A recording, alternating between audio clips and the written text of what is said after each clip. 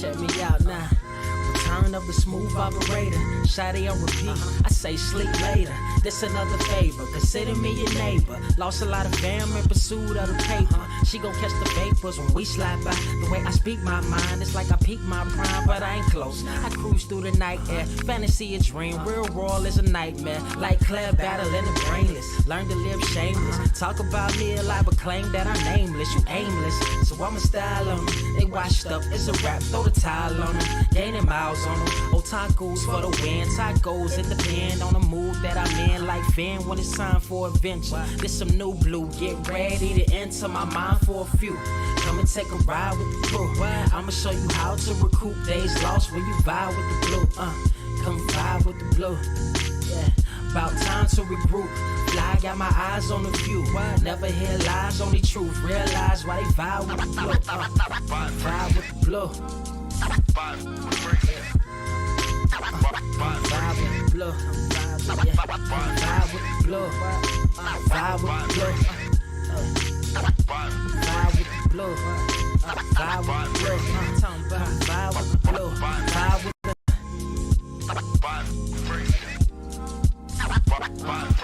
vibe with the sky. Wait, you know the rest. I'm blessed. I see you frontin' like you ain't impressed, but I still get requests. I'm playing Zelda on the GameCube. I quit spamming my music. Don't ever try forcing the links. That's a high rule. The wind waker, Mother Nature on my side too, controlling the elements. Go and check my avatar. I'm arrows ahead. Get the point. Moving forward. The battle scars accumulated over time are reminders of what I went through as a minor, but made me a grinder.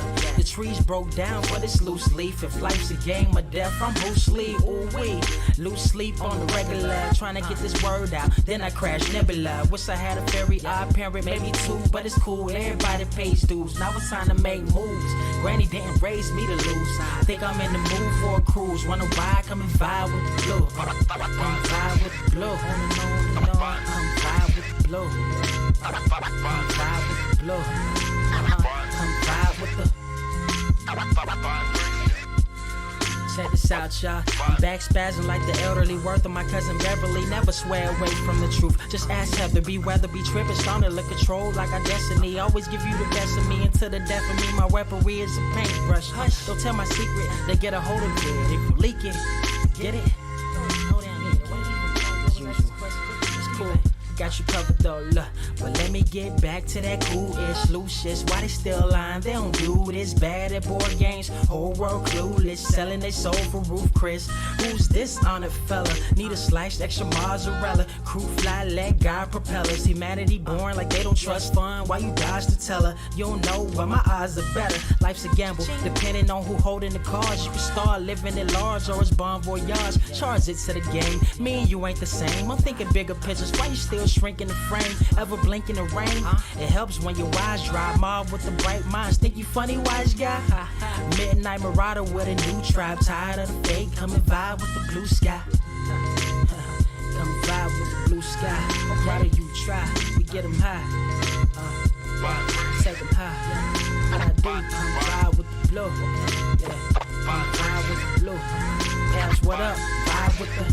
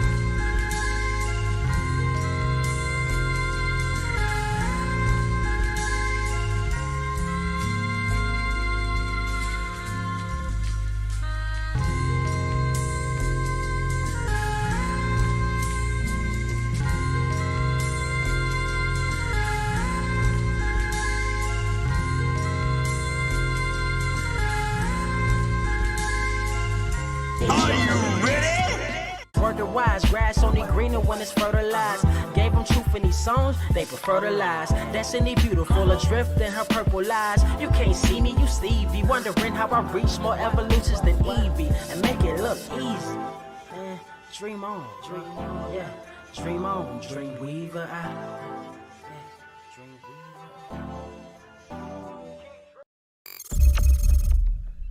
What is up, Earth's mightiest subscribers? It's your boy Ernie, Blerd without fear, back in the motherfucking building. Now, I do regret to inform, excuse me, sorry, pizza. I do regret to inform we do not have Carter with us at this precise moment. I am going to go on a limb and say that us starting at a later time and him having the opportunity to take a little bit of a nap, since he does work night shifts and he literally comes in from work and jumps on the cave. I think he might have caught that young sleep, and he might still be asleep. So he'll probably jump if and when he wakes up. We'll get him on as soon as we can. But I am not surprised. This is actually a fear that I had. This is actually a fear I had when I said I was going to push it back. But no, we are all good. We're all good. It's going to be a good show nonetheless. It's going to be a good show nonetheless. We got this. It is going to be just fine. We got a lot to talk about. Man, we got a lot to talk about today. And, well, plenty of time to talk about it. Oddly enough, good Lord, still coughing. Forgive me, I am still kind of recuperating from a sinus infection, so I'll probably have a weird cough going on here from time to time, but it's all good. It's all good. We're gonna be good. We got this. Real quick, I want to say thank you. I want to say thank you to everyone who reached out to me on Discord, Twitter, in the comments, wherever you reached out to me.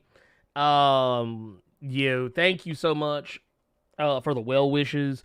I know in the Discord, Blerd Koa Discord, I had announced that we were gonna be pushing the K back today because we had a death in the family. That's actually why I'm wearing this shirt, because this is about as dressed up as I get anymore these days. But I do want to say thank you for those well wishes. I'm going to send them and have sent them. The ones I'm still getting some now, but I have and will send them to Mrs. Blerd, and she is very appreciative. Thank you so very much. So very much. Thank you. That said, you know what? I don't want to bring the mood down. I want to keep the good energy. I want to keep that good energy, because we're not here to be sad. We're not here to be sad. What's sad? What is sad? We're not gonna sad. No, we're not doing that today. God damn it. You want to know why? You want to know why we're not gonna do the sad thing?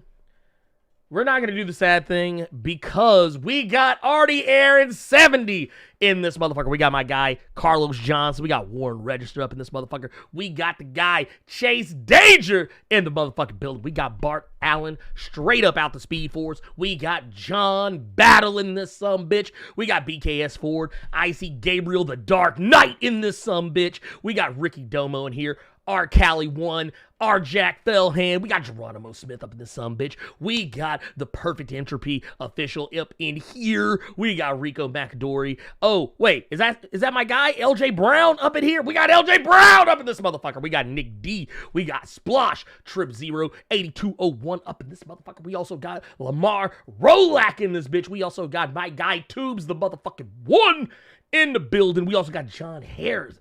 John Harris, the Black Rogue. What? We got him up in here. Oh, man, it's going to be dangerous. We got RG. We also got the homie Trusty Milkshake up in this motherfucker. We also got Mailman. We also got Rain Deb Joys up in this motherfucker. We also got Nero Golden. I also see the comic book human up in this motherfucker. We got Zims, the Dark Lineal up in this motherfucker. We also got Darkman X in the goddamn building. We also got Cyrus Uchimaru up in this motherfucker. LJ Mac 03 in this motherfucker. We got Jose Pangilinan in here. We got Diamond Hampton up in this motherfucker. E Comics, the Urban Prince of Strong Style is up in here. We also got, we got the D-Block Dragon in this motherfucker. David Mendez coming through in this motherfucker. We also got Ed Boy in the Cut up in this motherfucker. What's going good? Gamora Skipper, how you doing? Man, we got everybody. Oh, and last but most certainly not least, we got my homie Trey Johnson up in here. Oh, shit, wait a minute. I missed one. We got the Soulless Bankai up in this motherfucker. We also got the Black Century King up in this some bitch. What's good? Oh, wait. You thought I wouldn't see you in here sneaking in here. Mr. Yuri G up in this motherfucker. Let's go. Whoo. All right. All right, let's go. Let's go. Let's go. All right, y'all. We got to talk about some stuff. We got to debunk some rumors. We got to debunk some falsehoods. People have been out here lying on my boy. We got to talk about him. First and foremost, I wish Carter was here for this one. I really wish Carter was here for this one because I just can't. I was literally like, when this news was announced, this is actually something me and Carter had reported on months ago, talking about the homie Tenoch Huerta. I don't know if I said that correctly. I always like saying the name. Like I like saying it because it makes me feel spicy. But no, we got the homie Tenoch Huerta, who was cast in Black Panther 2. At the time, it was just Black Panther 2. We didn't know it was going to be Black Panther Wakanda Forever. The homie, he got cast. And we didn't know. We really didn't know. We didn't know who old boy was going to be playing. A lot of people thought, is he going to be playing Tarantula? Is he going to be playing Kraven the Hunter? Well, we know he's not playing Kraven the Hunter because I believe, is it Aaron Taylor Johnson, I believe, is playing Kraven the Hunter for the Spider-Man movies. So we know that's not the case, and they'll probably have a little bit of crossover there. It has been announced this man is going to be playing Namor the Submariner. Now, I want to go ahead and make sure that we just address the fact that Marvel has not necessarily come out and confirmed or denied this, but typically when these things come up, usually about right around now, fast forward about 2, 3, maybe 4, possibly 6 months later, Marvel will come out and be like, yeah, that's our boy. He playing Namor. Kind of like what they did with Oscar Isaac and Moon Knight. Yeah, we knew about Oscar Isaac and Moon Knight since last year, but they didn't confirm that shit till literally about a week or 2 ago. Same thing. The same thing goes with Tatiana Maslany as She-Hulk. They did the same thing. She was like, oh, nope, I'm not in it. And nah, you in the motherfucker. Quit lying. Stop lying. You're trying to protect the bag. It's okay, but just don't lie. You ain't got to lie to kick it. But anyway, that said, I do want to point out that when this announcement came out, and by the way, I know we got some super chats. We're going to be answering some super chats. I actually have some super chats from last week that we didn't touch because I literally turned the live off right when it came through. But one of the things I do want to address about this was the second that this was announced, the second that anyone came out was like, oh, it's going to be this Mexican fellow who is, and by my estimation, not like one of the, he's not like a light-skinned Mexican actor. He's actually a somewhat medium to darker complected Mexican actor. Don't let this picture fool you. He's actually a much darker complected person than what this picture would have you believe. But I noticed that people came out the woodwork and they were like, oh, no, we can't support him being Namor. Marvel and Disney have to fire him stat. He is a racist. He's a sexist. He's a homophobe. They were like, oh, no. This guy, he's got to go. And here's the problem with this. Now, y'all know me. I'm out here fighting the fair one with all these motherfuckers out here, all these racist, sexist, misogynist, homophobic people. But here's the thing. You gotta learn how to pick your goddamn battles. Also, learn the difference between sarcasm. This is actually why I tell people, when people tell me that, like, they hear a joke in another language, they claim that they understand that it's funny, especially if it's a person who doesn't natively speak that language or doesn't even really understand, they're, like, reading a subtitle. That's why a lot of times I usually question motherfuckers like that, because I'm like, do you really actually get the context? Because here is what the problem is. We have the tweet in question. The tweet in question was something that, what they're talking about, what people are talking about, because everybody on Twitter was canceling him. They're like, oh, no, he's got to go. Nope, I'm done with Tenoch. I'm done with him. He's through. He's over. Like, there was like the Tenoch Huerta is over party was going on Twitter. But here's the problem. Let's go take a look at that tweet. Let's go take a look at that tweet real quick. So, this was the tweet. This was the tweet in question. Now, my Spanish is a little weak, but I'm going to tell you what exactly was going on here. So, it's a Feliz Navidad tweet. This was actually dropped in December the 8th of 2018. And basically what this tweet is, it's El Belín de la Extrema Derecha sin inmigrantes, sin refugiados, sin árabes y sin negros. Feliz Navidad. Basically, it's basically telling, it's basically saying, for the most part, it's very derogatory against immigrants, refugees, and black people. And I'm going to go to a limb and say Muslims. But here's the problem. Now, he tweeted this, and along with this tweet, he also added, Feliz Navidad a todos menos a los pobres, inmigrantes, homosexuales, trans, feministas, liberales, indígenas, y si no entienden que es broma, tampoco para ustedes. Okay, so here's where people got fucked up. So yes, he tweeted this picture. It was a very problematic picture. And he tweeted a statement to go along with it. And the statement was problematic as well. But here is, I think, where people missed the joke. If you actually translated the joke, you actually went and paid attention to what it was. Basically, what it was saying is Merry Christmas to everyone except the poor, the immigrants, the homosexuals, the trans, the feminists, the liberals, indigenous.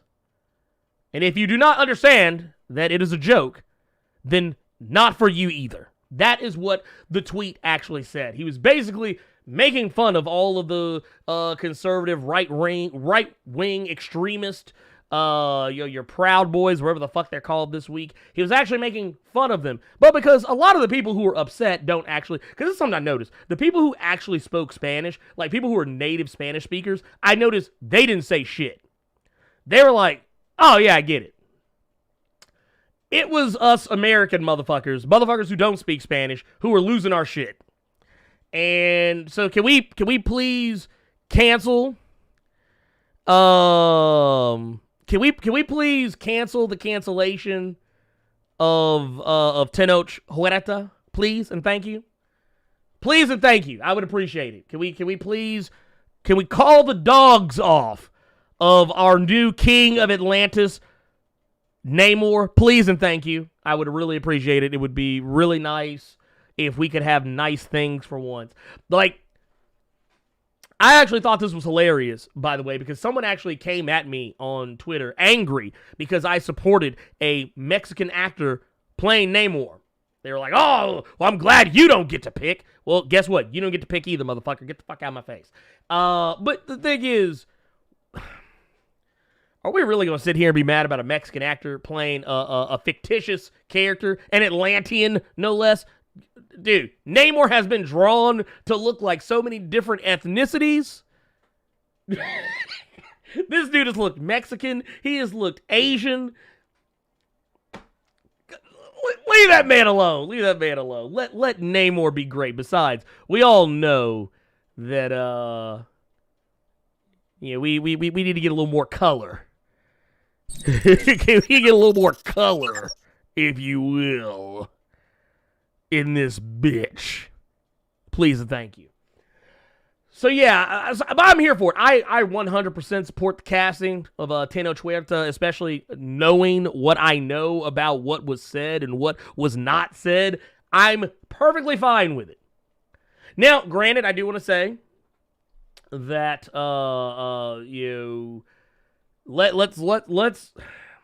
let's calm down. Let's calm down, people. Let's calm down. We don't need this kind of bad energy in our lives where we're like ready to, like, don't get me wrong, cancel the people who deserve to be canceled. Like what was it? Kid Rock the other day said some really homophobic stuff at a show, I believe, and he got called out for it, and he went on Twitter and he doubled down on using a homophobic slur. He doubled down on it and then said he wasn't homophobic, but said it again in his statement and then called anyone who disagreed with him the same homophobic slur. I don't know. Okay, cancel that motherfucker. I'm done. First off, it's Kid Rock. Who is still listening to Kid Rock? Oh, nobody? Okay, cool. Anyway, moving along. Cancel pedophiles, rapists, people who have done great wrongs, people who are openly and casually racist. Don't cancel a motherfucker just because he told a joke that you didn't get. Like, if you didn't get the joke, a lot of times, I mean, yeah, sometimes it's on the joke teller, but in this particular case, since it was in a foreign language, if you don't speak that language, it's not his problem that you have a language barrier. Or you didn't have the sense to copy and paste what he said into Google Translate.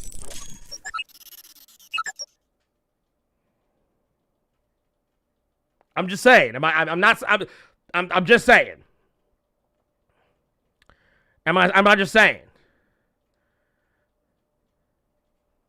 Just throwing that out there. Like, nobody cares about Kid Rock. Nobody cares.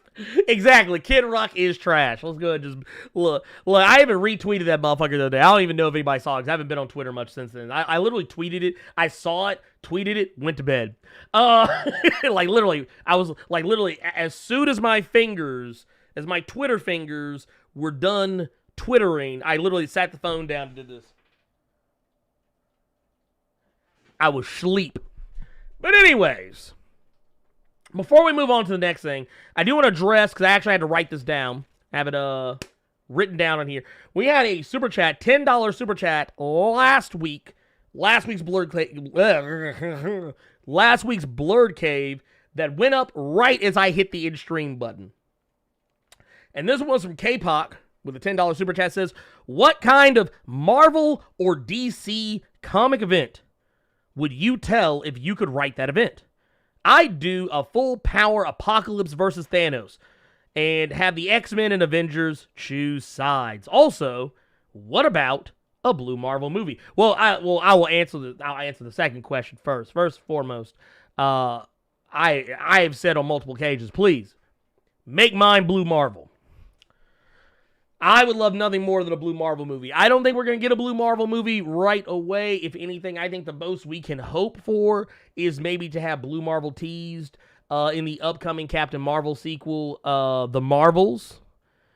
That is kind of what that's kind of where my head is at this precise moment, is in regards to if and when we'll get a Blue Marvel anything. But I think after that, I almost feel like you could just as easily get. I feel like what would probably even be the more likely route is get Blue Marvel to appear in something on Disney Plus, and then he winds up in a movie. Is kind of what it kind of seems to be like.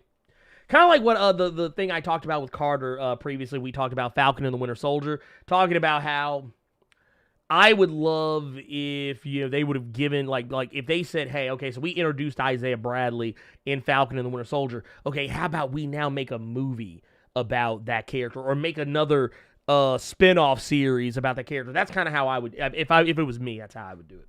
As for a comic book event, I like the idea of a Apocalypse versus Thanos. I like that idea.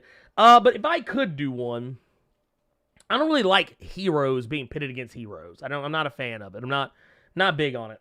However, if I was going to write an event, Marvel or DC, I would actually dive into some waters that I don't typically talk about on the channel very often anymore, and that would be, well, actually, no, take that back. Rewind that, because actually, after some serious thought, no. What I would write a major event that would... I would probably do something in regards to the squadron. Like right now, we're already got what I want in regards to Heroes Reborn. But what I would do is I would actually do something kind of like a Batman No Man's Land, but do it as like a major crossover event where like everybody's getting involved. All the villains are just going off the chain. But like make it where basically the villains are loose. And all the villains are loose, just doing whatever they want. Like, y'all kind of remember, like, what was it in Secret Empire where they had Blackout use the Darkhold to basically envelop New York in darkness? I would do something kind of very similar to that, but make it where all the, like, instead of necessarily having the villains loose, have, like, the villains and the heroes having to, like, band together. It would be kind of almost similar to what they did with Null, but like not the same thing. I don't know. That's kind of where my head is at right now at this precise moment. But that aside, let's also take a look at some of these other. We got some other super chats in here too, because let's see. We got one from the homie R. Jack Fellhand with a $5 super chat. Says, oh wait a minute, where did it go? Oh wait, nope. I know where it went. I know exactly where it went. Bam, there it is. R. Jack Fellhand coming through with the $5 super chat. Says, Blerd Carter, all mi beltalona. Hey, that's the Expanse. Y'all don't know nothing about that. Hope you're having a better one today. Stay up. I appreciate you, RJack. I appreciate you. Thank you so much for that.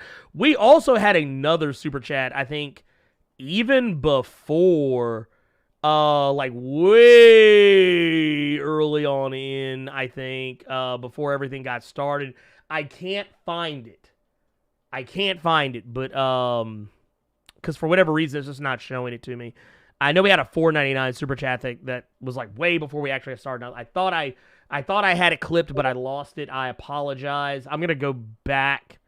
I'm gonna try and go back and find it if I can. If that is possible, I'm gonna try and pull it up. Let's see here. Can we get a? Yeah, here.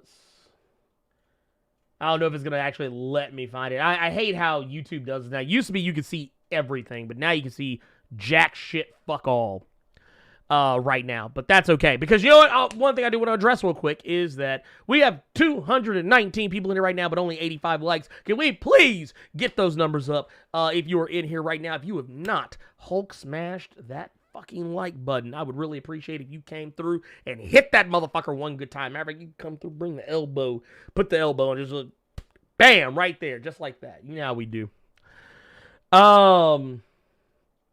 Here, let's keep it moving. So we talked about that. That was one super chat. Let's go to one of the next super chats. Where'd it go? Here it is. Jason Davidson with a $5 super chat says, sending love and light to you, Blerd, and fam. Dude, I appreciate it. Thank you so much. Once again, a lot of y'all have been so awesome and kind and just incredibly great.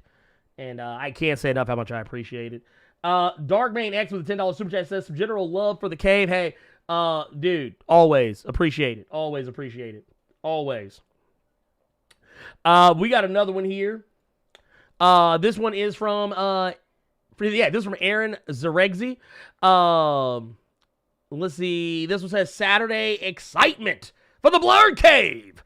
What were your thoughts on the Loki premiere? Think Hunter B-15 assisting variant Loki kill, kill Minman. Okay, so here's the thing. Actually, okay, so Loki was wild. I'm gonna go ahead and put it out here, real quick. I'm gonna talk because I really wish Carter was here because I really wanted to get his opinions on this too. But I'm talking vague terms around it. But I will say this: some of the things I think people got really blown away by in Loki that happened, stuff like the stuff with the Infinity Stones, which does come up, the whole idea of oh god, the killer that's out there on the loose is going around to different time periods and killing people, like how the TVA works and all this. I think a lot of people got caught off guard by it, and I don't think they knew how to respond to it. But some of the things that did occur in that show have precedence in the comics and stuff with the the stuff with the Infinity Stones is actually from the comics. Some of you may or may not be aware, but Infinity Stones, there's a set of Infinity Stones in every corner of the multiverse. Every Earth and like every reality in the multiverse has its own set of Infinity Stones, and they only work in the reality that they come from. They don't work in other realities. As a matter of fact, I think a ways back when they did like Marvel versus DC, like way back in the day, Darkseid tried to use the Infinity Gauntlet, but it didn't work in his reality. This has happened in other stuff too. We even saw this in Infinity Countdown. There was an area where Loki went to where there was dozens upon billions and trillions of Infinity Stones surrounding him, but none of them worked because they weren't in their reality. They were in a nexus. And that's kind of what the TVA is. I thought that was cool. Hunter B-15, that's Wumi Mukaso. Some of you may recognize from Lovecraft Country, where she was awesome. She was Letty's sister. I like her character. I kind of feel like eventually she is, I feel like she's going to play a bigger role than I think a lot of people are prepared to expect. A lot of people think that her role is small, and I'm not saying it's going to be like super huge, but I feel like her character is going to get a little more play than a lot of people are going to expect. I also think that Loki is going to do some things that are very unexpected, as Loki is wont to do.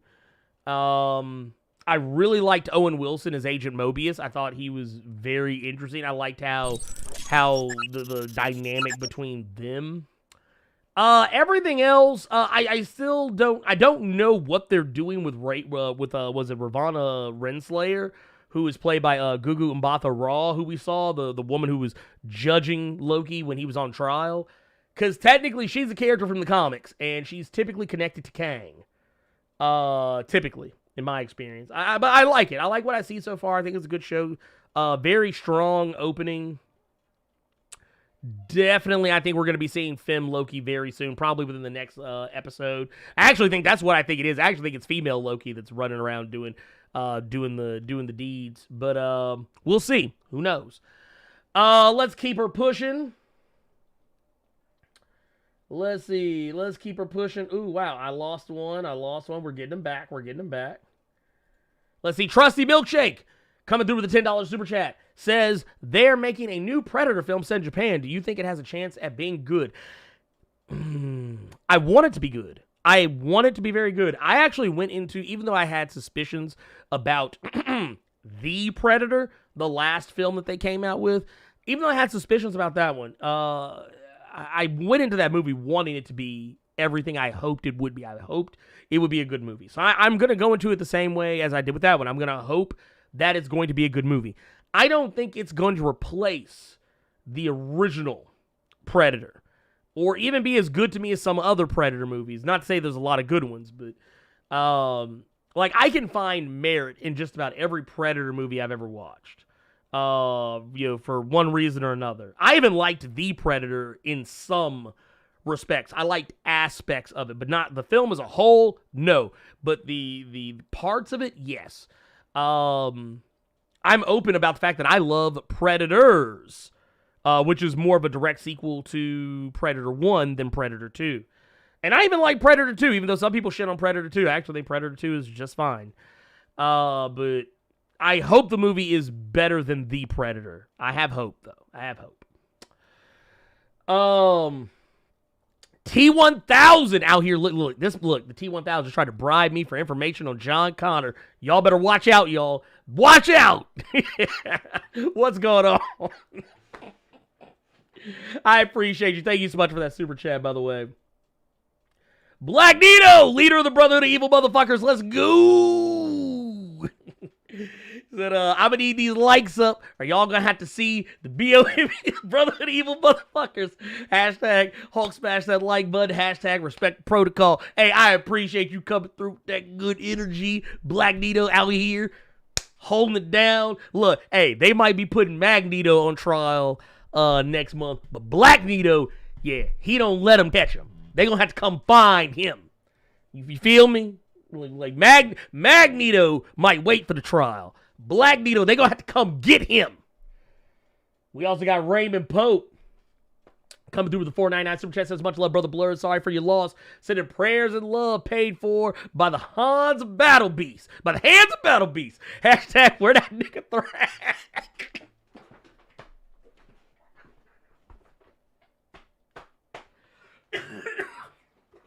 Dude, you about to kill me with that shit. Ooh. Dude, y'all about to kill me with that shit. Lord have mercy. I gotta get the got me coughing and shit. Oh my god. Dude, I can't wait for that season, dude. Look, y'all don't know. Thrag versus Battle Beast. That's gonna be the fight. They gonna save the whole animation budget just for that one episode. Actually, what I want them to do, actually have Thrag versus Battle Beast just take place across the whole season. And just ever so often cut to scenes where they just beating the shit out of each other. We got King Kunta coming through with the $5 super chat. Says, Magneto, Carter hanging with the Shadow King Blerd. Better go help him. Oh, man, look, I can't do nothing for him right now, man. He sleep. Let's see here.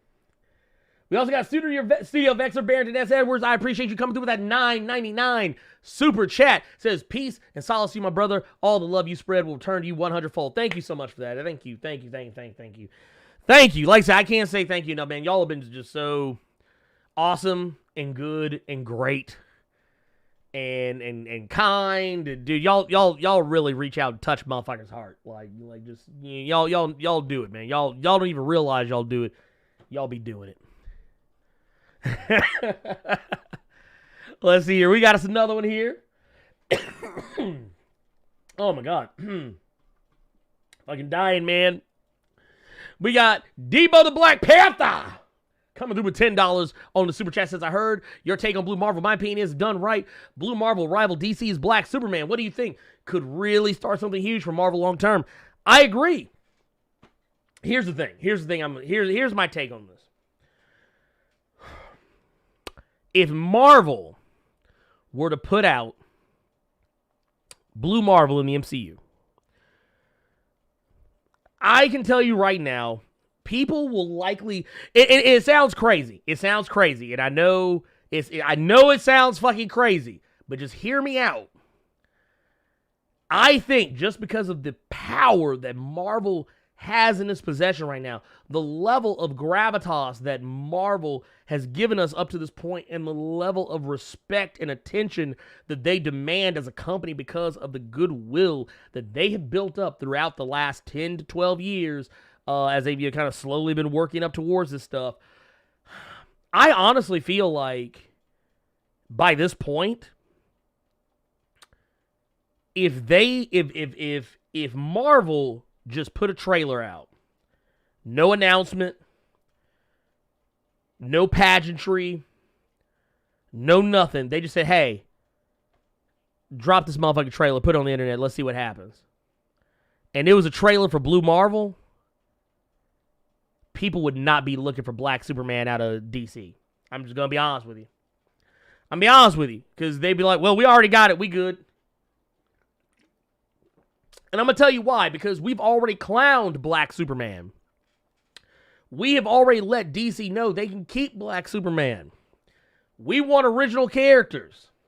And not to say that Blue Marvel is, Blue Marvel is an original character, but like the idea of what Blue Marvel is isn't entirely original. But he's very shamelessly Black Superman and like, but maybe mixed in with some other superheroes, whatnot. Like honestly, I always kind of thought of Blue Marvel as a mix of Mr. Fantastic and Superman, and maybe 2 or 3 other things just kind of rolled into one.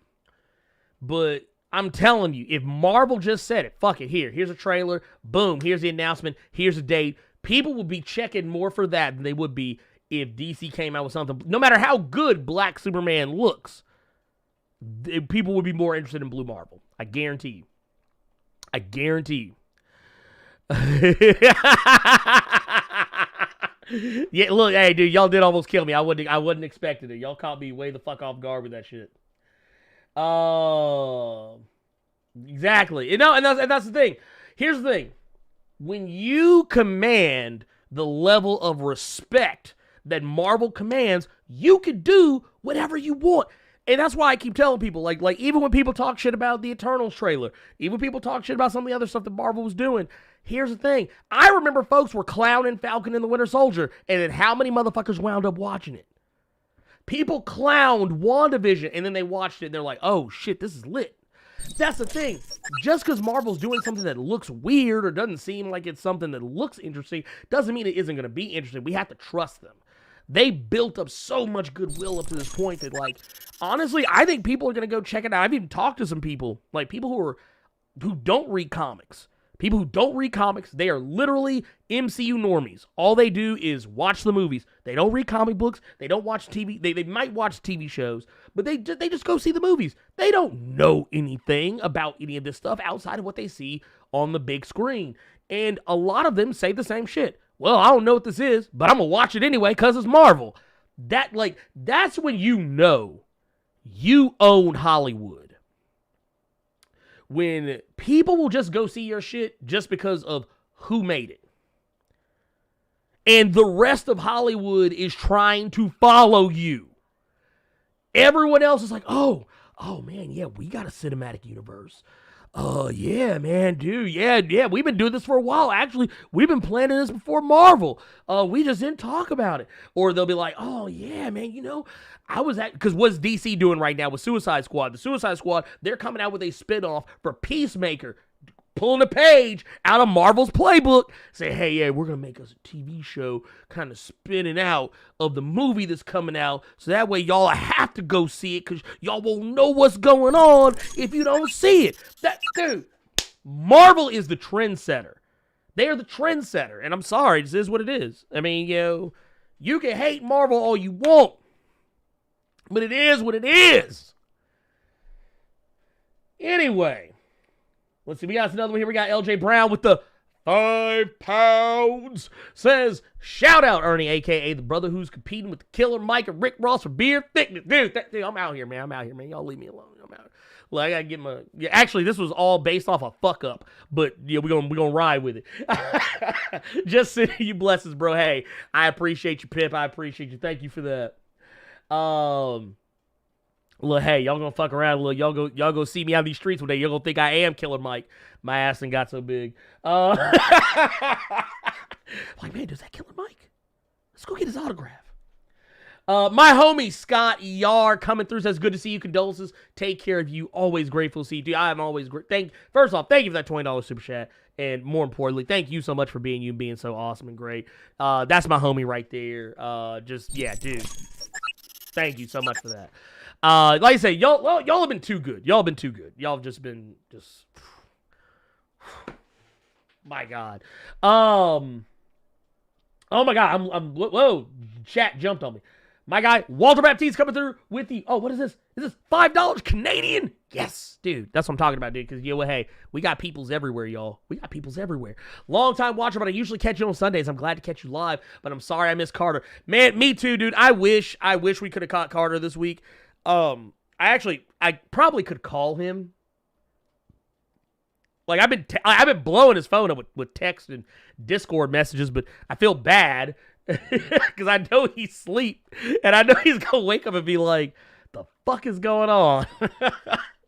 I feel bad, but actually, let's do something. I want to try something real quick. Here, I want to try something. Here, let's see. I want to see if we can actually get this to. to be a thing. Here, hold up. He'll get a kick out of this. Hold on, I'm calling him.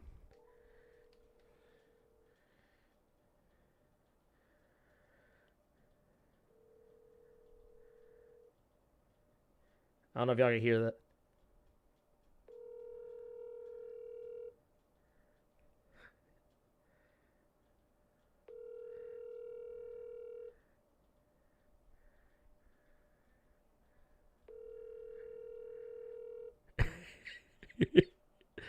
They're gonna curse me out. Hey, sorry I couldn't get to your call. Yep. I tried. I tried, man. I need to call Miss Gladys. Dude, look, Carter gonna beat the shit out of me if he find out I got Miss Gladys' phone number. Man, my homie Conway Bergdahl coming through with the $4.99 super chat says proof Cap and Winter Soldier is what Green Lantern Corps is wanting to be. That's not an unfair statement because here's the thing. Every time DC says they want to do something, it's always something that Marvel is either already doing or is about to do. Okay, case in point, Green Lantern Corps. What was Green Lantern Corps supposed to be? A buddy cop Green Lantern movie with Hal Jordan and Jon Stewart, working together, butting heads, but coming together and combining their forces to stop the greater threat. And what was Falcon and Winter Soldier? The same thing. The exact same thing. Yeah, just it is what it is. It is what it is. It is what it is. It is what it is. Oh my goodness. But you know what? Speaking of green, we got another thing we got to talk about here. We got to talk about something else here.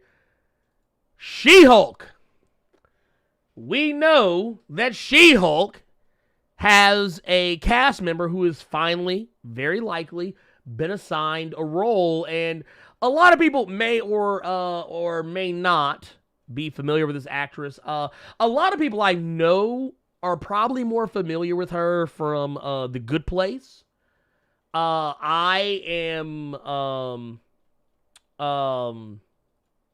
have not completed The Good Place, but I've seen her in it a little bit.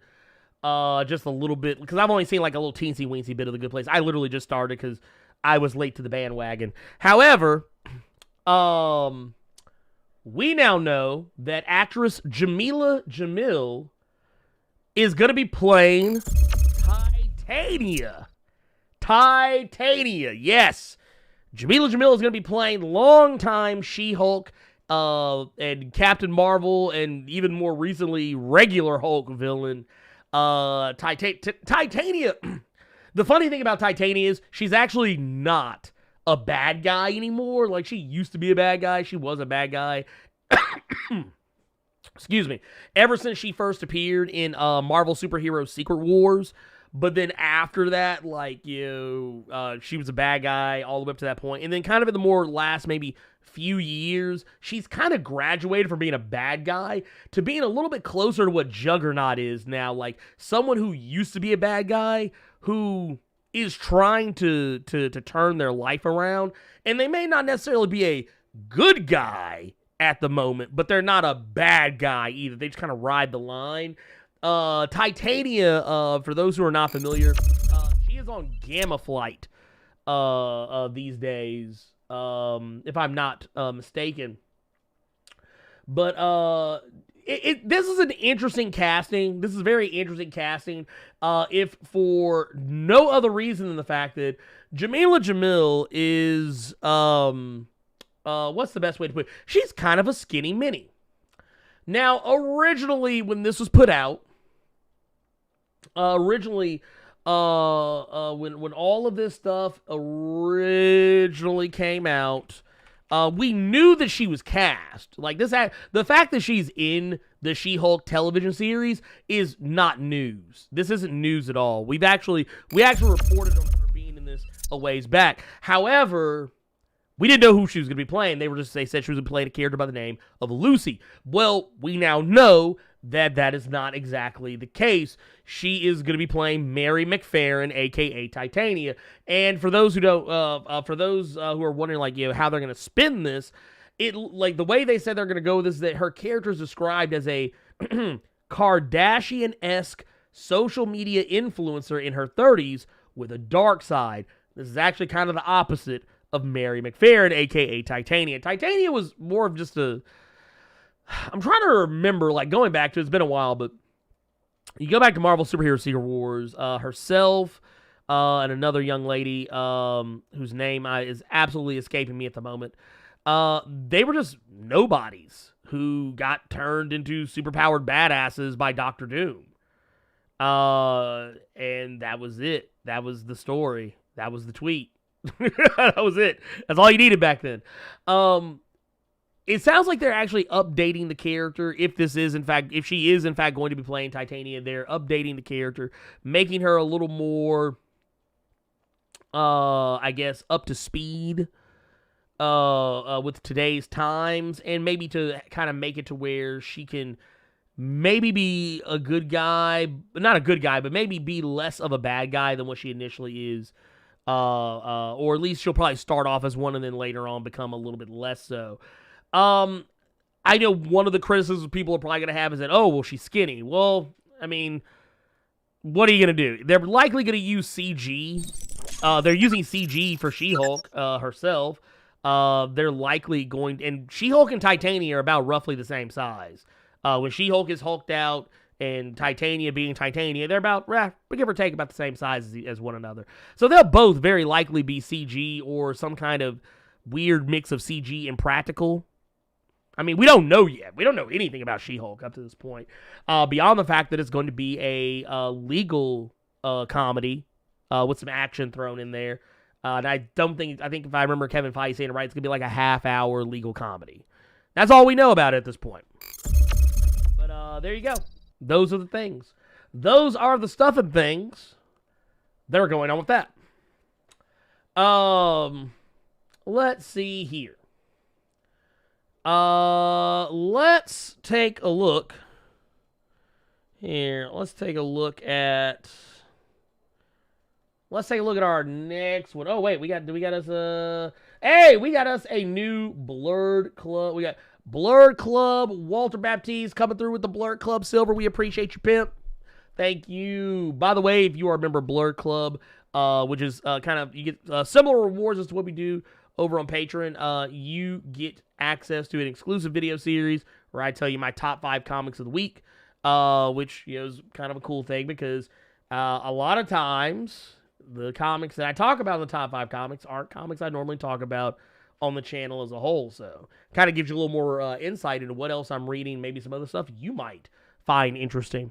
That said, let's move on to our next story. Let's see here. Oh, obviously, what was it?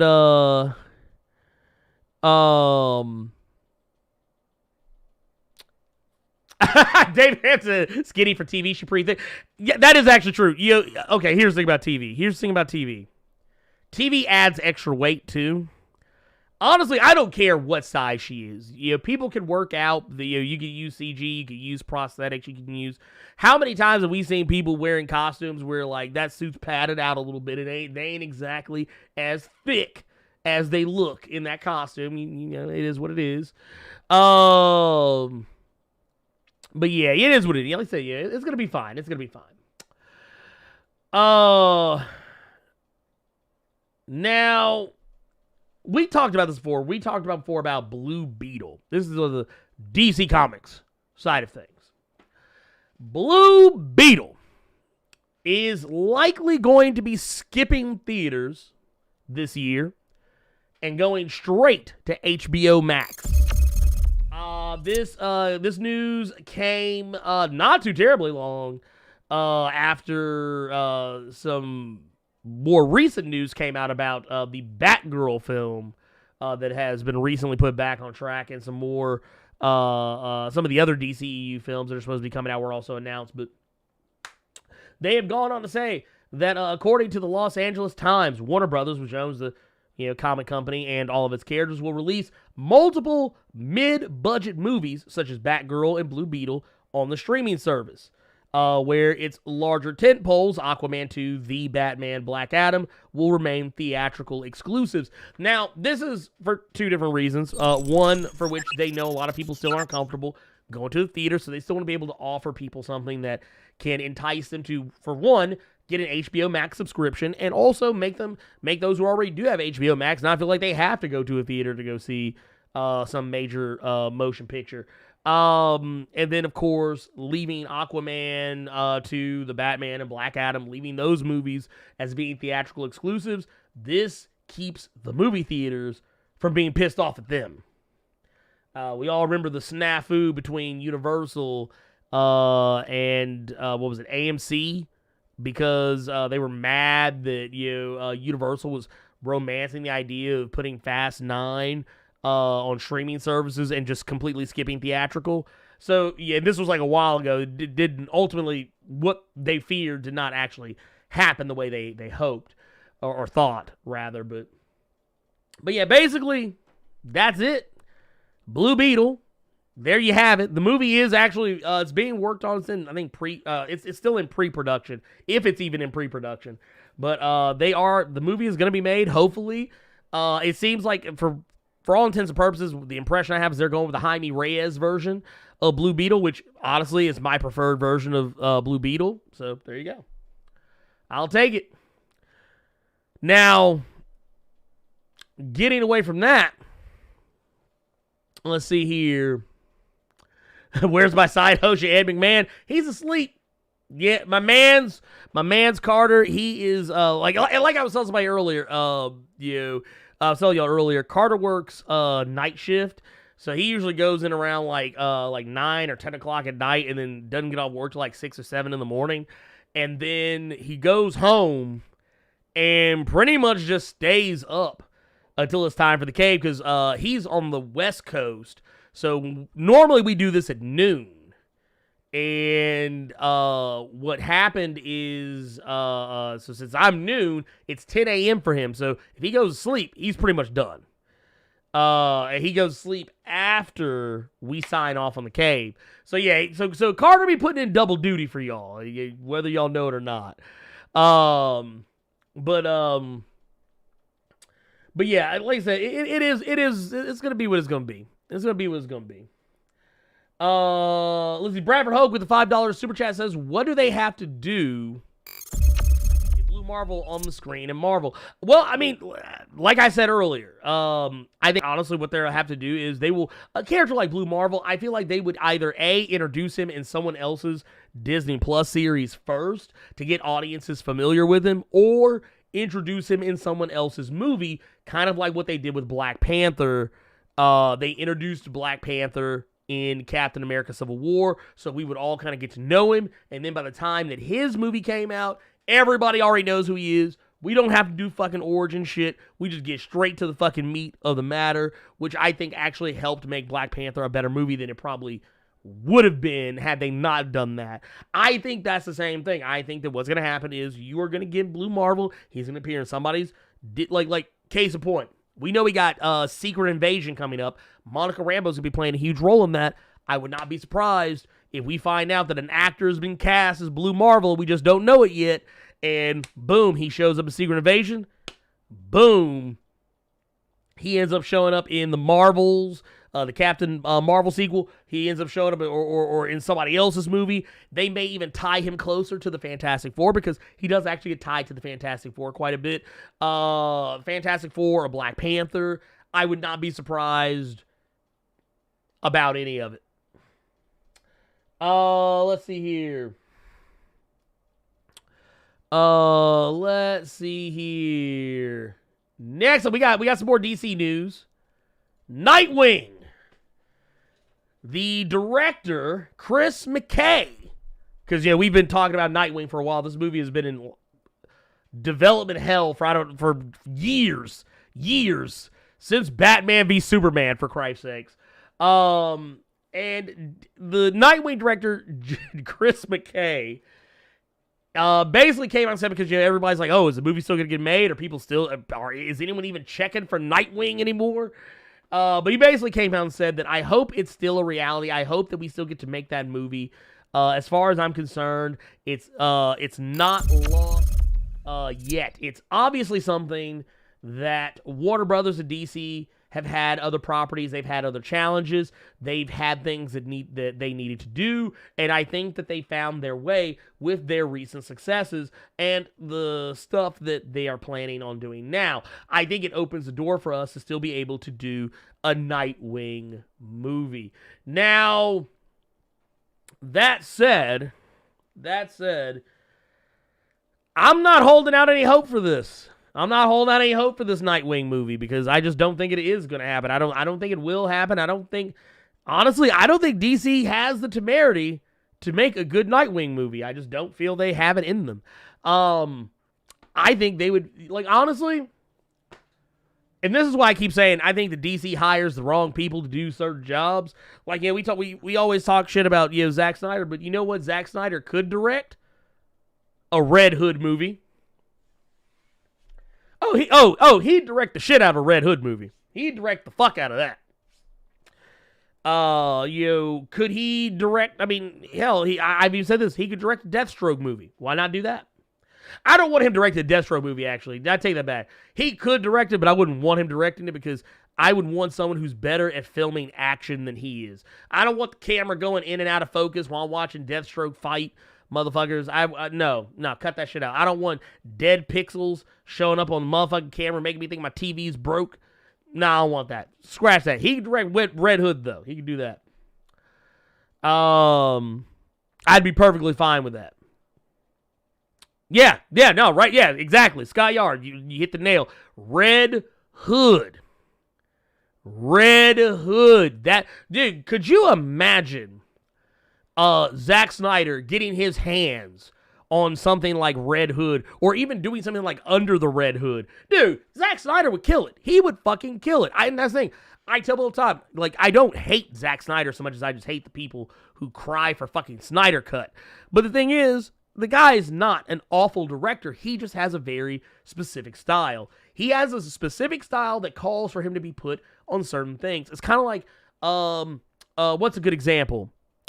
Quentin Tarantino. I wouldn't hire Quentin Tarantino to direct a romantic comedy. I wouldn't do it. I just wouldn't fucking do it. I wouldn't do it. No. I wouldn't do it. I also would not hire someone like, let's say, what's a good example? Steven Spielberg. I wouldn't hire Steven Spielberg to direct a horror movie. I just wouldn't. Just wouldn't be within me. It just is weird. You get certain people to do certain things. Certain people have better talents. Their talents are better suited in other spaces. And I feel like Zack Snyder's would be perfect for something that involved Red Hood. Or some of DC's other more hardcore characters. I even said, I said tweet a ways back that if you hired Zack Snyder to make an image, like 90s image comic cinematic universe, like a cinematic universe centered clearly and squarely around shit from the 90s image comics era, like Wildcats, Youngblood, Brigade, Cyberforce, Shadowhawk, Pit, all that shit. Dude, he would fucking kill it. Because that's right up his alley. That's up his alley. That's what he's good at. But no, don't do that. Tarantino's rom-com would have a lot of feet. Yeah, they'd have a lot of feet. Y'all kill me. Can I get your opinion on for the Netflix show Sweet Tooth? Is it worth it for me to watch? Okay, I'm be honest with y'all. Because of the mental state that my family's been in, we haven't really been in the mood to watch Sweet Tooth. Because it's like, oh no, this is an emotional roller coaster. We don't need that right now. But I personally am planning on watching it this weekend. Actually, probably after I get done with The Cave, me and the wife are probably going to sit down and watch it and just go from there. We put worse time into other hell. I wasted time watching Jupiter's Legacy. I can watch Sweet Tooth. I feel like that'll be a palate cleanser. What superhero movie could Quentin Tarantino direct? Heroes for Hire. I can see him directing Heroes for Hire because that would be up his alley. He likes exploitation, that sort of thing. I feel like he could make like a Misty Knight type movie, even though I wouldn't want him directing Misty Knight. I know he could do it if he, like, I know a ways back he wanted to make a Luke Cage movie. Like, he was adamant about it for a while. So, yeah, I can see him. I can see him doing it. It's just my problem is that with Quentin Tarantino, I don't like it when white people make movies and egregiously throw around the N-word and then put themselves in the movie and then have them egregiously throwing around the N-word. That's when it becomes a bridge too far. I'm like, all right, look, I get it. I get it. Black people say the word nigga a lot. I get it. I get it. I totally understand it. That's cool. However, I don't want to see the director inserting himself into the... Like, I can already see it now.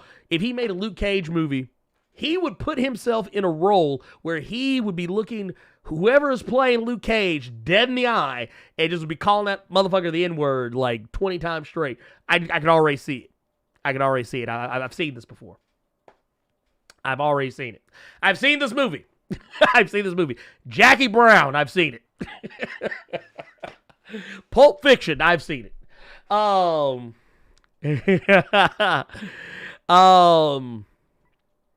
Let's see here. You know what, LJ? I believe that. I actually believe that. I actually believe what you said about, what was it, Steven Spielberg and Poltergeist. The thing about Poltergeist, though, is just like, dude, Poltergeist is a wild-ass film. Like, it's fucked up. It's fucked up. It's not my type of thing. Like, I don't find the movie as freakish as other people. There's one scene in Poltergeist that gets me. There's one scene. Y'all probably don't see him talking about the scene where the guy's in the bathroom. He's looking in the mirror and his face is like melting off. And he starts pulling the flesh off. That is the only scene that ever got me in that movie. That was the only thing. That's the only scene. Other than that, I'm like, nah, I'm good. Y'all keep that.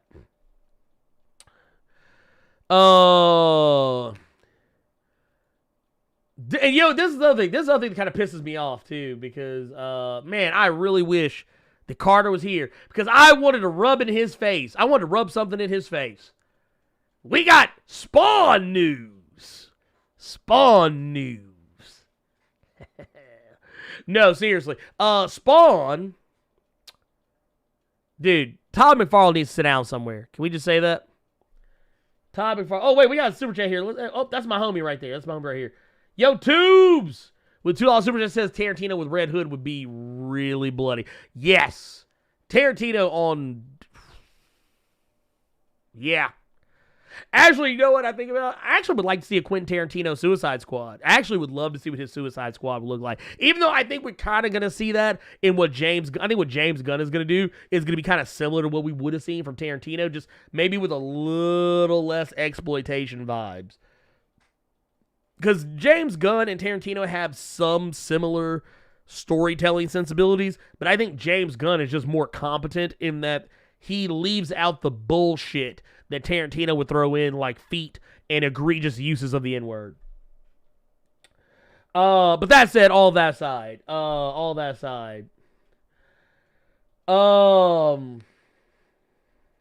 Let's see here. But no, Spawn. Oh, wait. I got excited. I thought it was Carter. It's somebody else. No. That's actually one of my other homies. But no, Spawn creator Todd McFarlane, he has some news you probably won't imagine. So we know that he's trying to get this damn, what is it? What's this movie he's trying to get going? The Spawn movie. Well, just like how he's always trying to do, Todd McFarlane is trying to make Sam and Twitch a thing. Can we please stop? Look, don't make me turn this into Mean Girls. Stop trying to make fetch a thing. Stop it. God damn it. Cut the shit. Nobody wants a Sam and Twitch movie. Not nobody. Nobody wants a Sam and Twitch movie.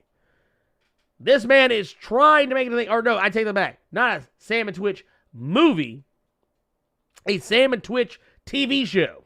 He's trying to make a Sam and Twitch television series.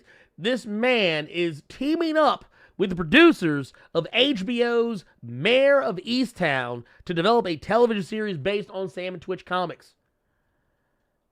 And Image Comics themselves have recently announced that the independent studio will produce a Sam and Twitch television series starring the characters McFarlane created for his Spawn comic series. This is why? Why?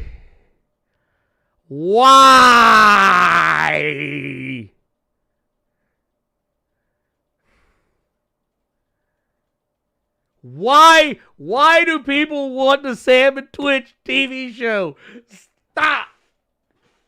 Just stop. Every time I see the show, I'm just like, really? Really, y'all? We gonna waste? We're about to waste money that could be going towards a homeless shelter.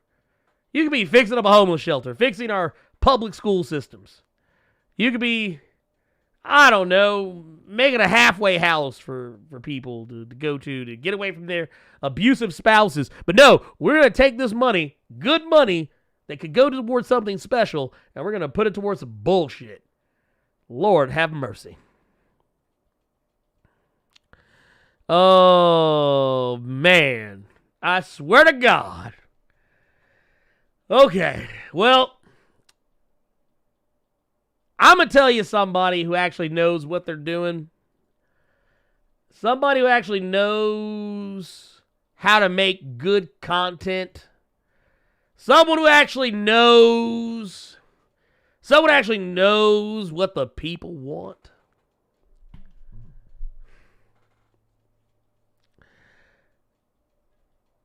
We heard a ways back that Kevin Smith was going to be executive producing Masters of the Universe, an animated series based on the Masters of the Universe He-Man series and toy line from back in the day. We do know that I think what do we got here? What do we got here? As far as like who's going to be in charge of this whole thing. I mean, here's the funny thing about this. Here's the funny thing about this that I don't think people are paying attention to. This is executive produced by Kevin Smith. Yes, this is executive produced by Kevin Smith. However, no one is actually talking about who's actually like in charge of the motherfucker. Like, no one's actually talking about who's in charge of the sub-bitch. They're just like, no, man, just Kevin Smith. He's just executive producing it. But all of that aside, I'm sure he's going to have some other work in there. But we know that, let's see here. I know actor Chris Wood, who we've seen in, I think he played Mon-El in Supergirl. He was also in the Vampire Diaries. We know that Diedrich Bader, some of you guys may remember from Office Space. He was the guy that who lived next door to the main character. He was like, oh no, you get your ass kicked saying something like that. He was the dude with the mullet that worked construction. Kevin Conroy, who needs no introduction, is going to be playing Merman. And I said Chris Wood's playing He-Man. I did say that right. Yeah. Diedrich Bader is going to be playing Trapjaw. Kevin Conroy is going to be playing Merman. We've got my guy, Liam Cunningham, who some of you may recognize. He was Davos Seaworth in Game of Thrones. He also was in, if I remember correctly, I believe he was in one of my personal favorite movies of all time, Dog Soldiers, the werewolf movie. Dude, I love that movie. If you've never seen Dog Soldiers, look it up. Susan Eisenberg. Oh, by the way, Liam Cunningham is playing Man-at-Arms. So, dude, that's perfect casting. Perfect casting. we know that Susan Eisenberg, who is mostly known for her work on the Justice League animated series, playing Wonder Woman. She's going to be in it playing the Sorceress. Sarah Michelle Gellar, Buffy the Vampire Slayer, Daphne, you know the fuck she is, goddammit. She's gonna be playing Tila. We know we got Mark Hamill, who is, dude, Mark fucking Hamill, the fucking Joker, Luke fucking Skywalker, for Christ's sakes. He's gonna be playing Skeletor. Lena Headey, Cersei Lannister herself, John Connor's mom in the Sarah Connor Chronicles. She is gonna be playing Evil Lynn. We know that Phil Lamar, the guy who used to play Static fucking Shock, he's going to be playing Hero. Bunch of other characters are going to be showing up as well. This is actually a star-studded cast. Cree Summer, of course, we know from A Different World. She's going to be playing the Priestess. Kevin Michael Richardson is going to be playing Beastman. Henry Rollins, Triclops. Griffin Newman, I think, is going to be playing Orko. And I believe Jason Mewes, because he has Kevin Smith. This is Kevin Smith joined. Of course, Jason Mewes is going to get some work. He's going to be playing Stinkor. But yeah, needless to say, this shit's going to be fucking amazing, okay? This shit is going to be fucking amazing.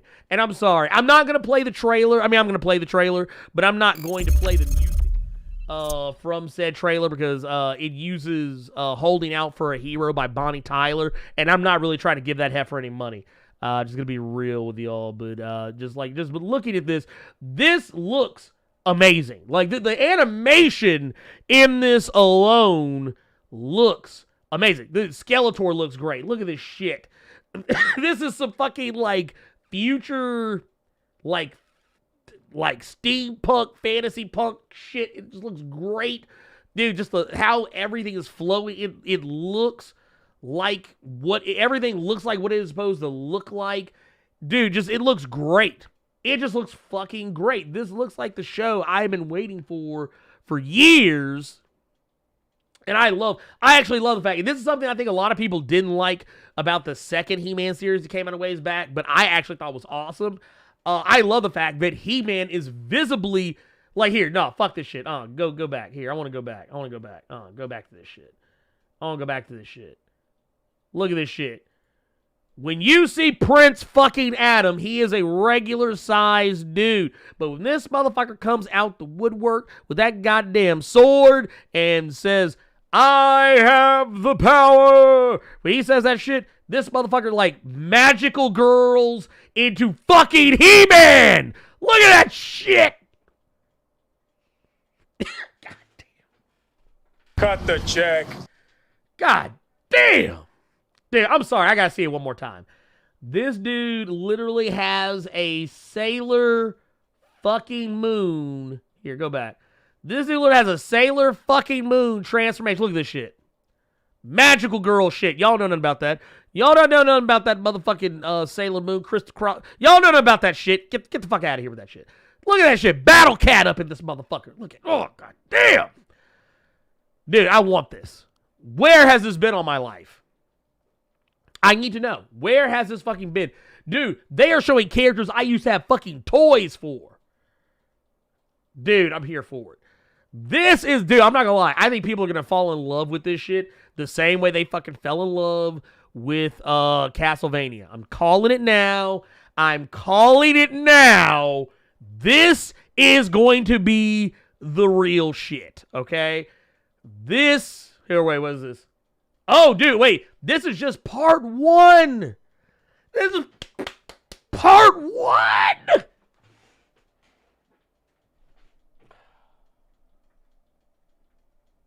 Dude, July 23rd, my guy. Oh, my God. I love it. I'm here for it.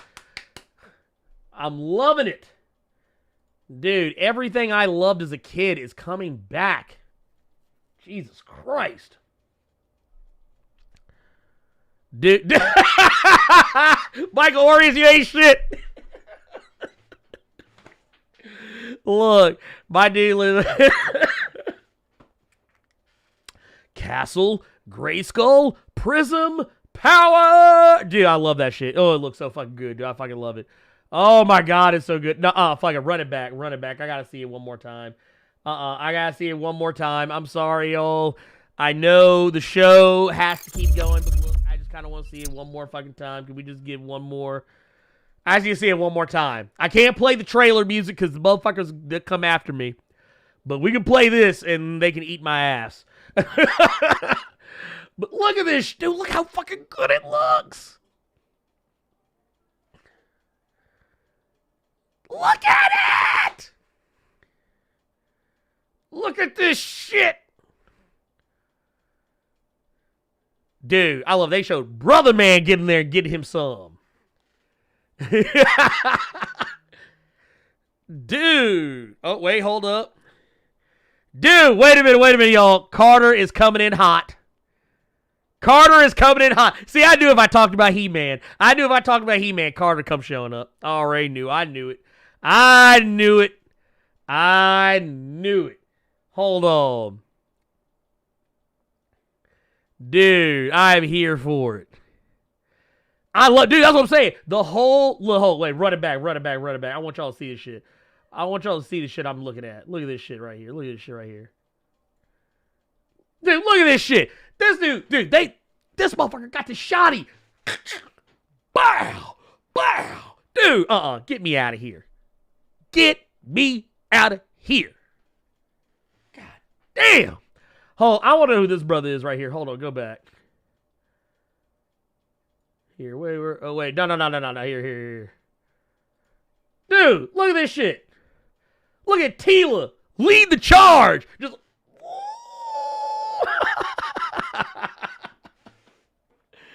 Oh my God. Hold on, wait a minute. Dude, my dude literally got hemmed up with a fucking vice grip arm. Crushing shit. Dude, they'd have put a brother in He-Man. That's it. This is all I needed to see. I don't even need nothing else. Fuck, I'm cut the rest of Nah, fuck. Here, wait a minute. Let me see. Let's see. Carter is on his. Yeah, Carter. Yeah, I did not lie. Carter literally just texted me and said, I'm on my way. He says, I'm coming. Dude, look at that shit. Here, let's, dude, first off, wait. Dude, look at Beast Man.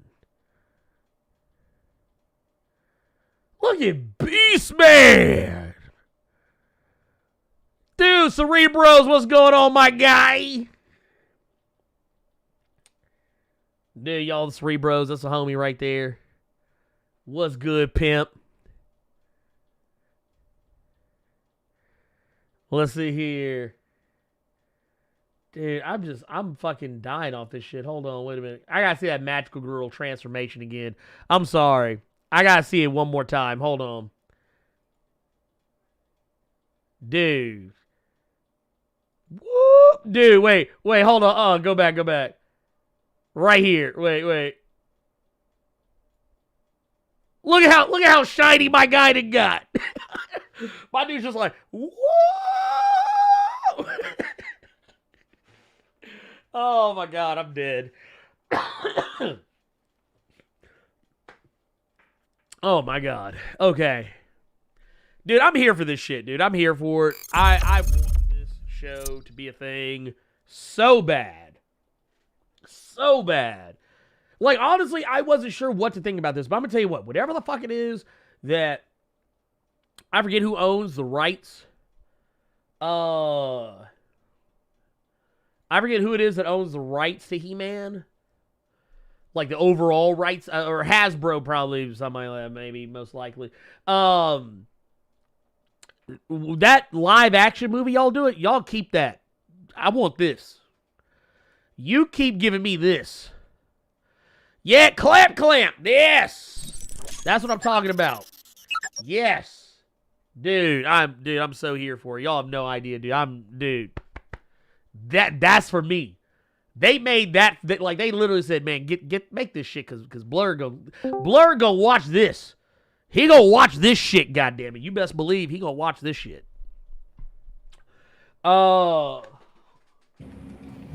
Oh, wait. I hear the dulcet sounds of LAX. Oh God. Is that how I come in now? Is that what that is? I said, wait a minute, LAX? Is that you?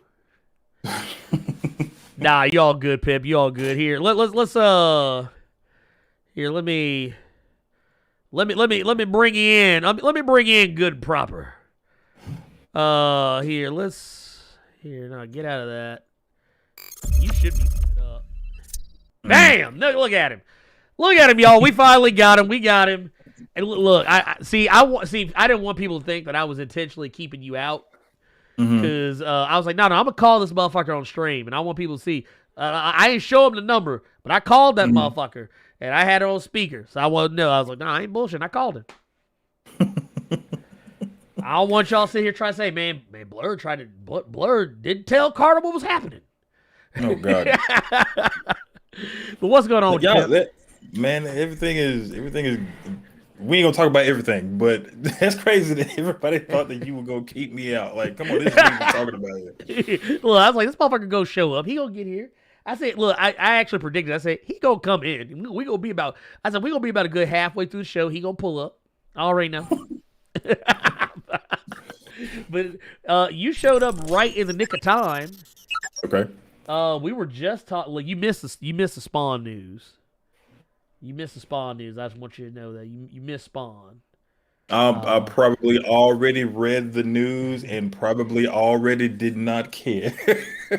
I mean, that's probably true, because I'm gonna tell you right now, it was about Sam and Twitch TV. Sam and show. Twitch, Yeah, get that bullshit out. I know about it. Yeah. Let me ask you a question then. What do you think about that He-Man? I liked He-Man. It was surprising that Kevin Smith was doing it. Yeah, he's executive producer. It was surprising that Kevin Smith was doing it. It was surprising that it actually looked really, really good. Now I've seen a bit of the trailer, and I feel like you got real hot and heavy when you saw the trailer. I don't know how you reacted when you saw it. I just feel like you were probably like hella extra when you saw that fucking He-Man trailer. But, oh yeah. I was tripping off the brother that we got now in good old Castle Grayskull. I was tripping off him. Oh yeah.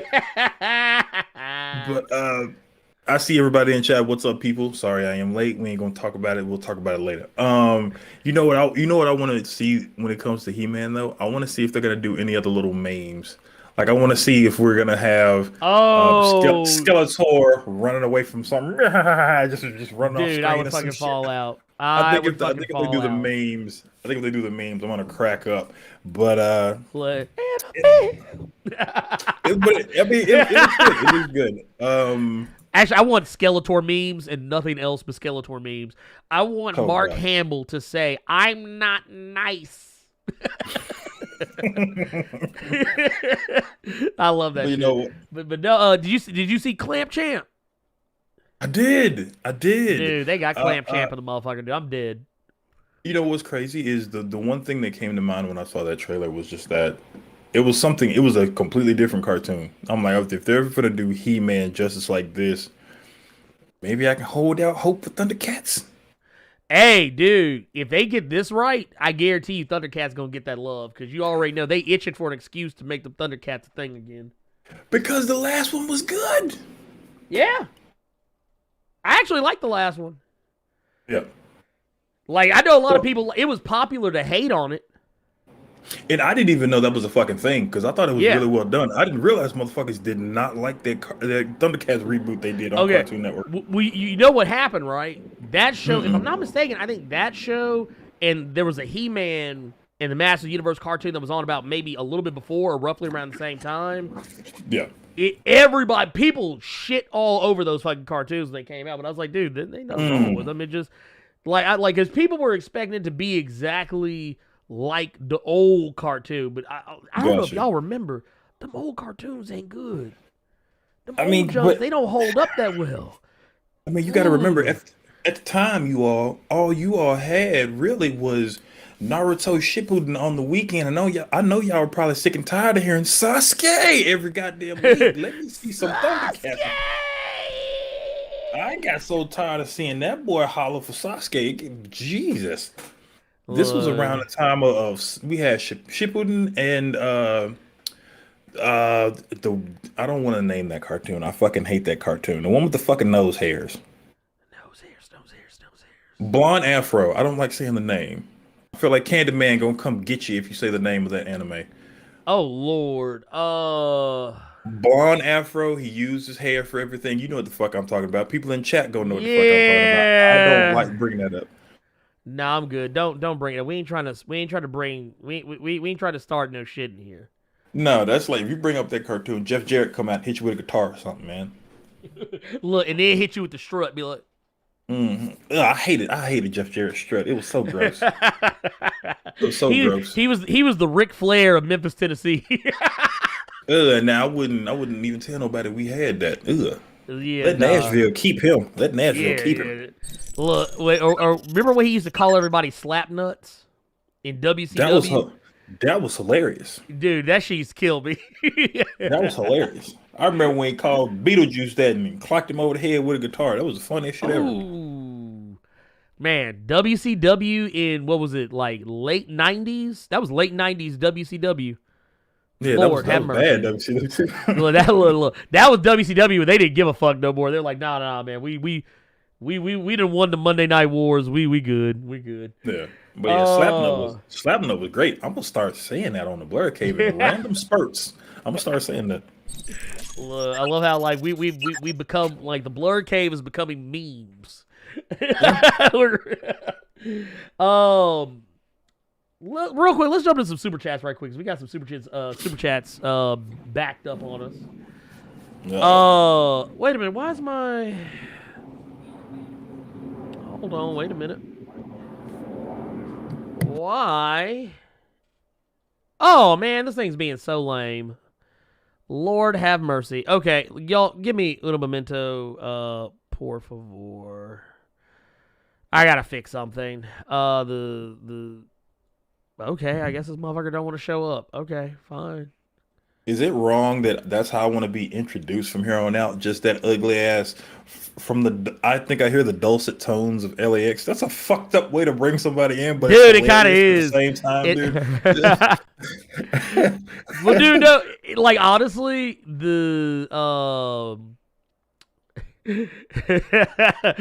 like I didn't because I was listening. I was like, let me make sure I don't want to miss him when he jumps in.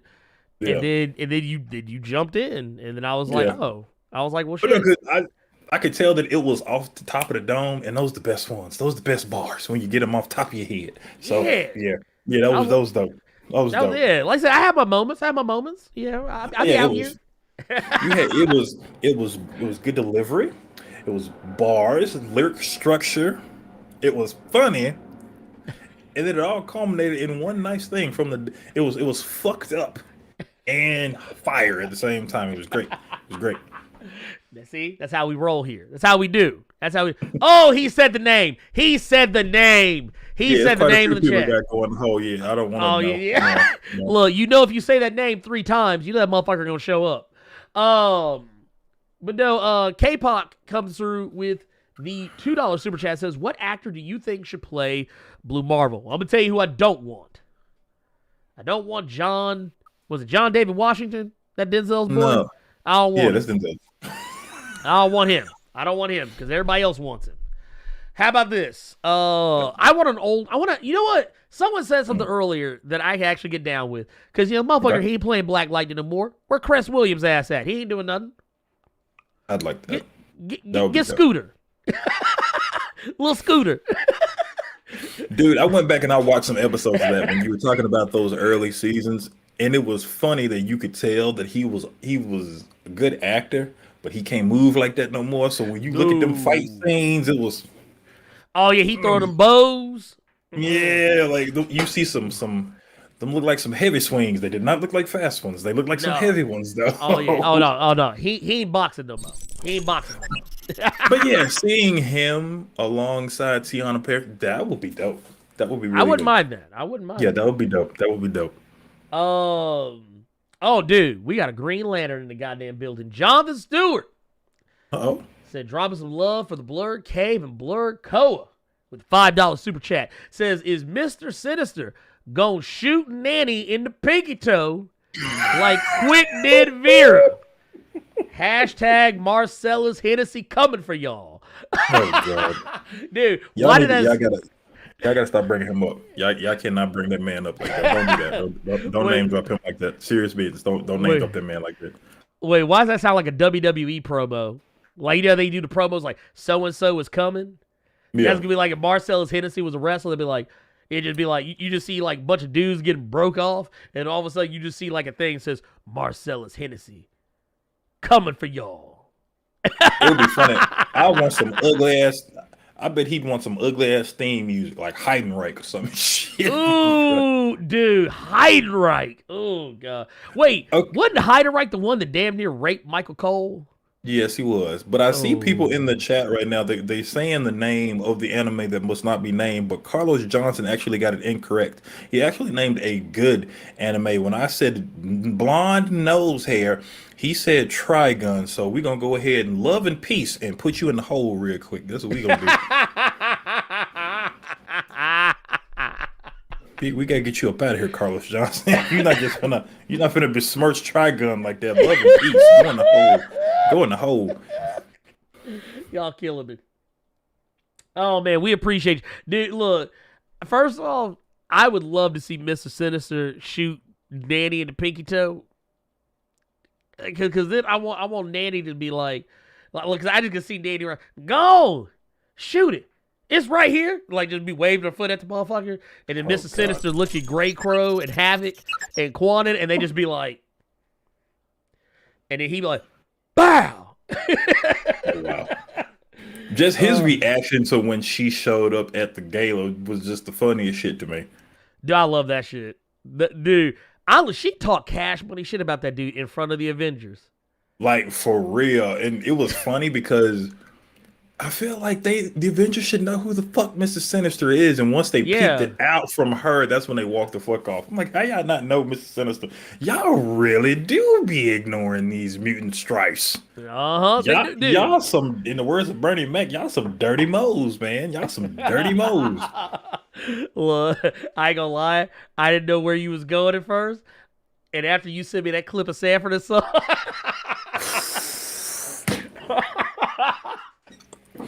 That motherfucker is that's a black person hit a film a Tarzan movie. That's where I thought you was about to go. No, I was not gonna bring that up. I wasn't gonna stay. I will. I'll put that in the chat so you all know what we're referencing here. It was YouTube recommended. Striking again. I'm putting some just outlandish shit in my recommended, but it ended up being a clip from my old TV show called Sanford and Son. I'll put that in there. I'm like, we ain't gonna talk about it. Hold on. Oh man, that's too good. Now let me see. We have.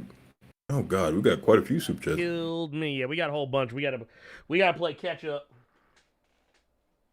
We about to play catch up. Don't worry about it.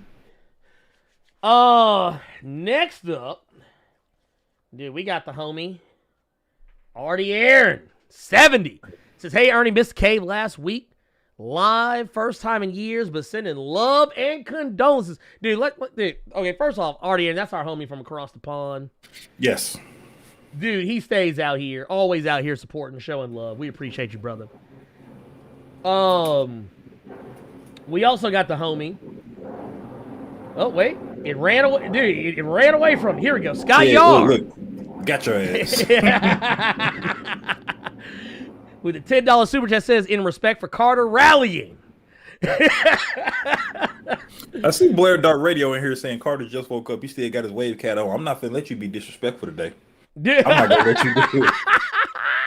Wait. I'm not going to let you do it.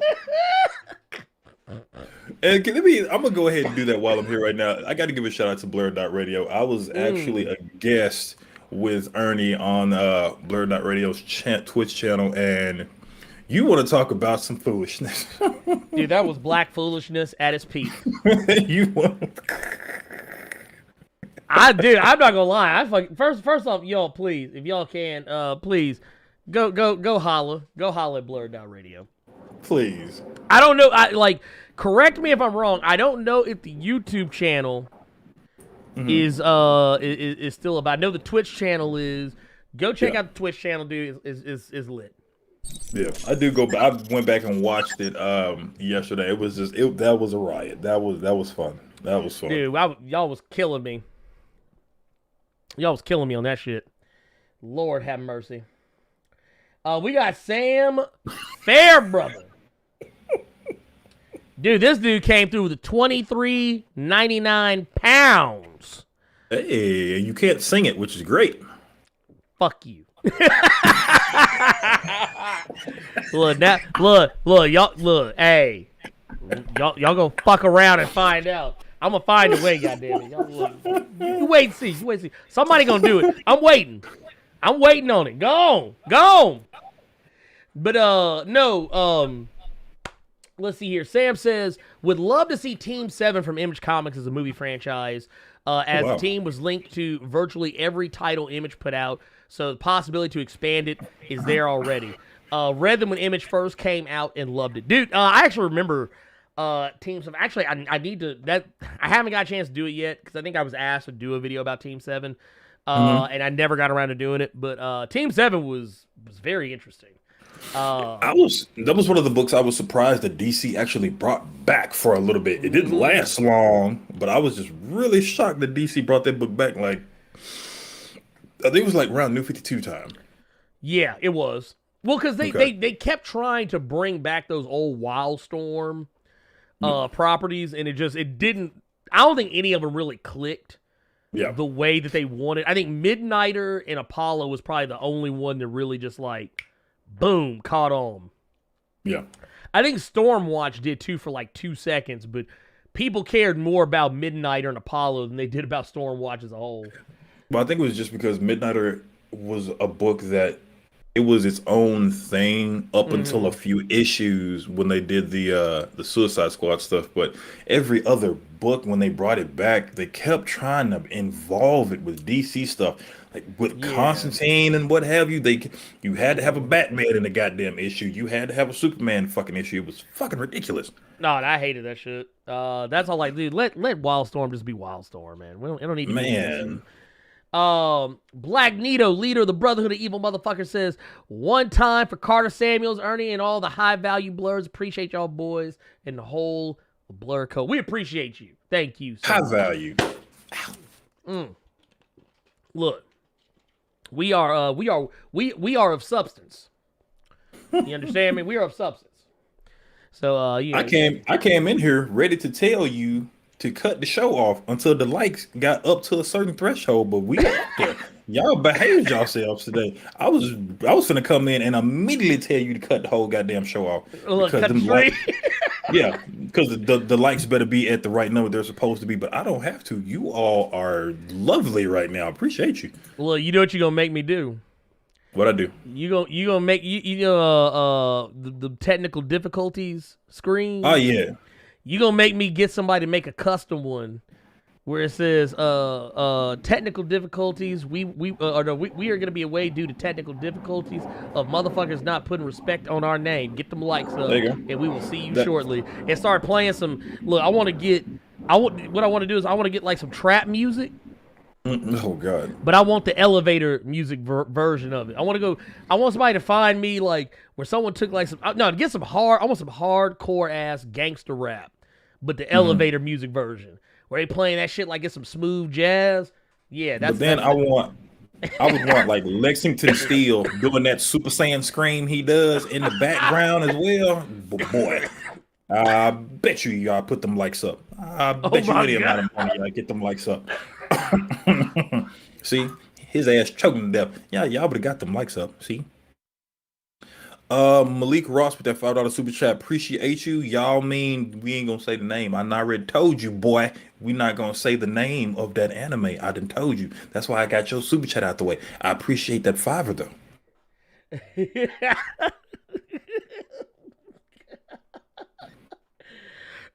Oh God, y'all about to kill me. Walter Baptiste. Walter Baptiste with that $5 Canadian. We appreciate you, pimp. We also got tubes of one with $5.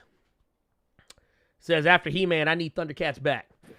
Nostalgic Fools did that show so dirty. Also, Yes. Just Cuz.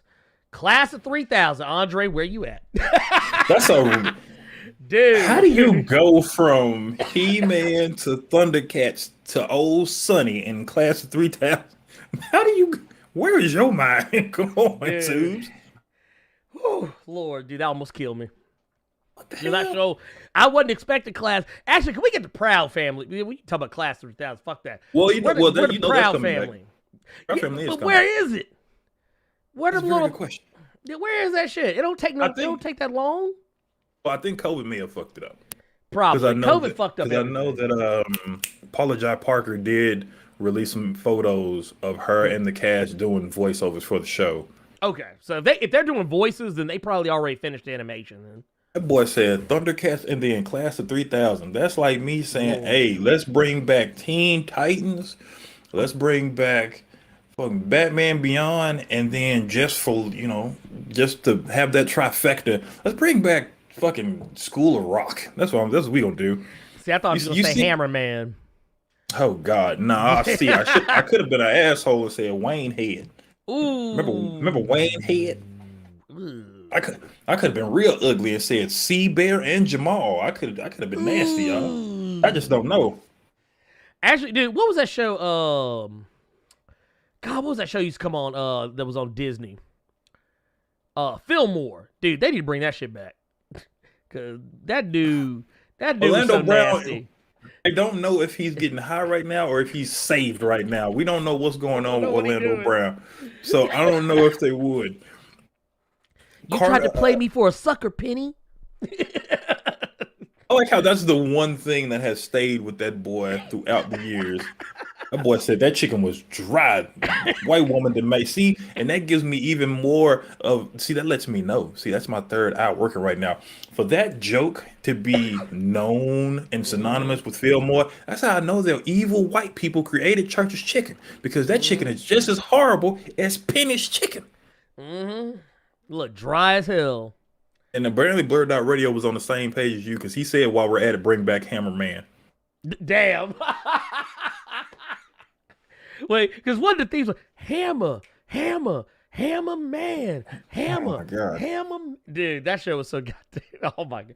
Dude, the man had magic shoes. Wayne had a head that was Wayne. What did I think of Loki? Loki was good. Did did you catch that what was it, the MC well, not the MCU, but well, I guess well, no, I guess it was the MCU being kind of comic accurate for more than usual with them Infinity Stones. So I knew that was gonna. I didn't think they would do something like that, but I think when people saw that messed them up. So now they're gonna go, because you know how we live in the era of people can't think for themselves. They have to go with whatever. That's why I like this. You all watch us because you can think for yourselves. You just like different opinions that you never thought about. A lot of people will watch us, and whatever we think is what they think. Mm-hmm. Those are the slaws. Those are slaw people. So I think when people saw that, I think they're gonna watch their favorite YouTuber talk about how that means the Avengers movies are useless then, or why wasn't this group of people doing this, or why and this is how this sets up the X-Men. Well, okay, but the thing is, number one, that newest issue of X-Men, that's they're in the MCU now. They're in the MCU now. Kevin Feige was at the gala. I know he was. That's what I'm saying. Now. That sets up the MCU now. So I don't want to hear a fucking word from you, because now everything that I have said is true. It's confirmed now. Why else would Kevin Feige be in the book? This white motherfucker made himself a comic book character and put himself in the book. Hickman didn't approve of that shit, but he in there. So it's confirmed now. Well, Hickman, like, how this motherfucker wind up in my book? He's like, don't worry about it. You know how many people we finna have incorporated into the MCU now? We finna have Run the Jewels in the MCU in some capacity. We finna have Tech Knight. We finna have Patton Oswalt for some reason in the MCU. We finna have fucking Eminem in the MCU, which it was very fucking weird that Eminem was at that gala, but he's still rocking a hoodie and a t-shirt. Looked like they just pulled him off of that Punisher Eminem crossover comic from years ago. Lord But Jesus. I think I saw Luther Vandross. I think I saw Big Luther at the gala because it was Big Luther with the curl. I think when I was turning a page, I faintly heard "Here and Now." I think I heard it one time. Promise to love. Let me see what y'all talking about in here. Look, we got oh God. I'm trying not to die, y'all. We also got a 99 super chat from Carlos Justice. Treat yourselves to a hot and ready with these coins. We know y'all. I wish. We know y'all. We out here hung over from the Hellfire Gala, then grinding in Guilty Gear Strive. LOL, JK. Much love. What did y'all wear to the gala? Oh man, I showed up to the gala in my drawers. He's not lying. He really did. Because I didn't claim that I knew that nigga when I saw him at Caleb. Look, I walked up. Look, I walked up to Charles. Look, see, that's the type of shit I would do. I would show up to the gala in my drawers with that Namor energy. Oh God. Look. You would have to get your ass whooped. You know how I would. You being rude and the motherfucker walking around in some icy white Fruit of the Looms, being rude to people. You would have to get fucked up around me like that. Who is this urban man with no shirt? Look, talk about he owns 70% of the earth. He said he owns 70% of the earth. What do y'all got? An island? Oh God. No, I ain't gonna lie. I was here for it. Namor was talking cash money bullshit, and I was dying.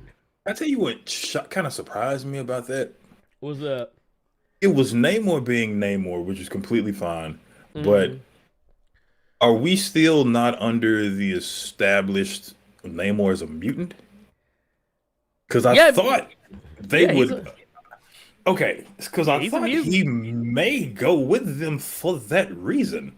Oh, no, he don't care about that shit. See, here's the thing. Namor is unique in that he's a mutant who doesn't care about being a mutant. Because as far as he's concerned, he's like, nah, fuck that. I'm king. Yeah. He's like, I'm motherfucking king. Get the fuck out of my face with that shit. Because what was he said? I don't want to sit on no council.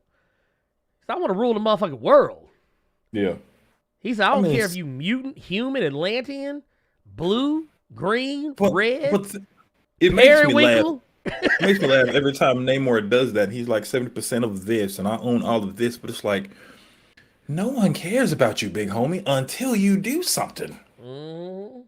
I remember when, oh God, I think you'll know what I'm talking about. Maybe it was a while ago, and I'm just getting old. But I remember right after we see Namor, it was literally the first issue of a book. Literally that first issue, he gets murked by Squadron Supreme. Oh, or it was after okay, so it was after time runs out. Okay. Yeah, it was after time runs out because the Squadron. Because remember, it was all that shit that was going on where they were like, their world got destroyed, and they pulled up on him and clapped his cheeks. Yeah. Because he had fucked up their world. Yeah. And yeah, he had that coming. Hyperion got that ass. Yeah, look, I love how we say it was a Squadron Supreme, but it was mostly Hyperion. Yeah. Hyperion was like, not on my watch. Can I just say I miss that Hyperion. That thing with him and Thor was fucking dope. Dude, I miss that. We might get it back one day. You never know. But I don't know, the Hyperion, because here's the thing, I think what a lot of people don't realize now is that the Hyperion that's walking around now is... That's not him. It's not him. It's a completely different version. I think we've had 2 different versions of Hyperion since that Hyperion. Yes, we have. I think this Hyperion. That we're seeing right now in the Squadron Supreme that we're seeing right now, I think that more so has to do with Jason Aaron and Marvel trying to combine both of the comic stuff and the MCU stuff, since Loki and Heroes Reborn both have a lot to do with Loki. So I think we may see Hyperion at some point in the episode of Loki. Actually, you know what, dude? Watch the fuck around. Look, now anything is possible. Anything is possible. We've crossed over the MCU with the Good Place. Okay, y'all gotta stop bringing up Ernie half naked at the gala, because now the only thing I'm thinking of is him with the nipple rings out with like sparklers on, and he just walk in with the Rick James playing "Give It to Me, Baby," like, and he just going off on people. Like, no, no. Got my ring with Unity on it. Unity. Charles.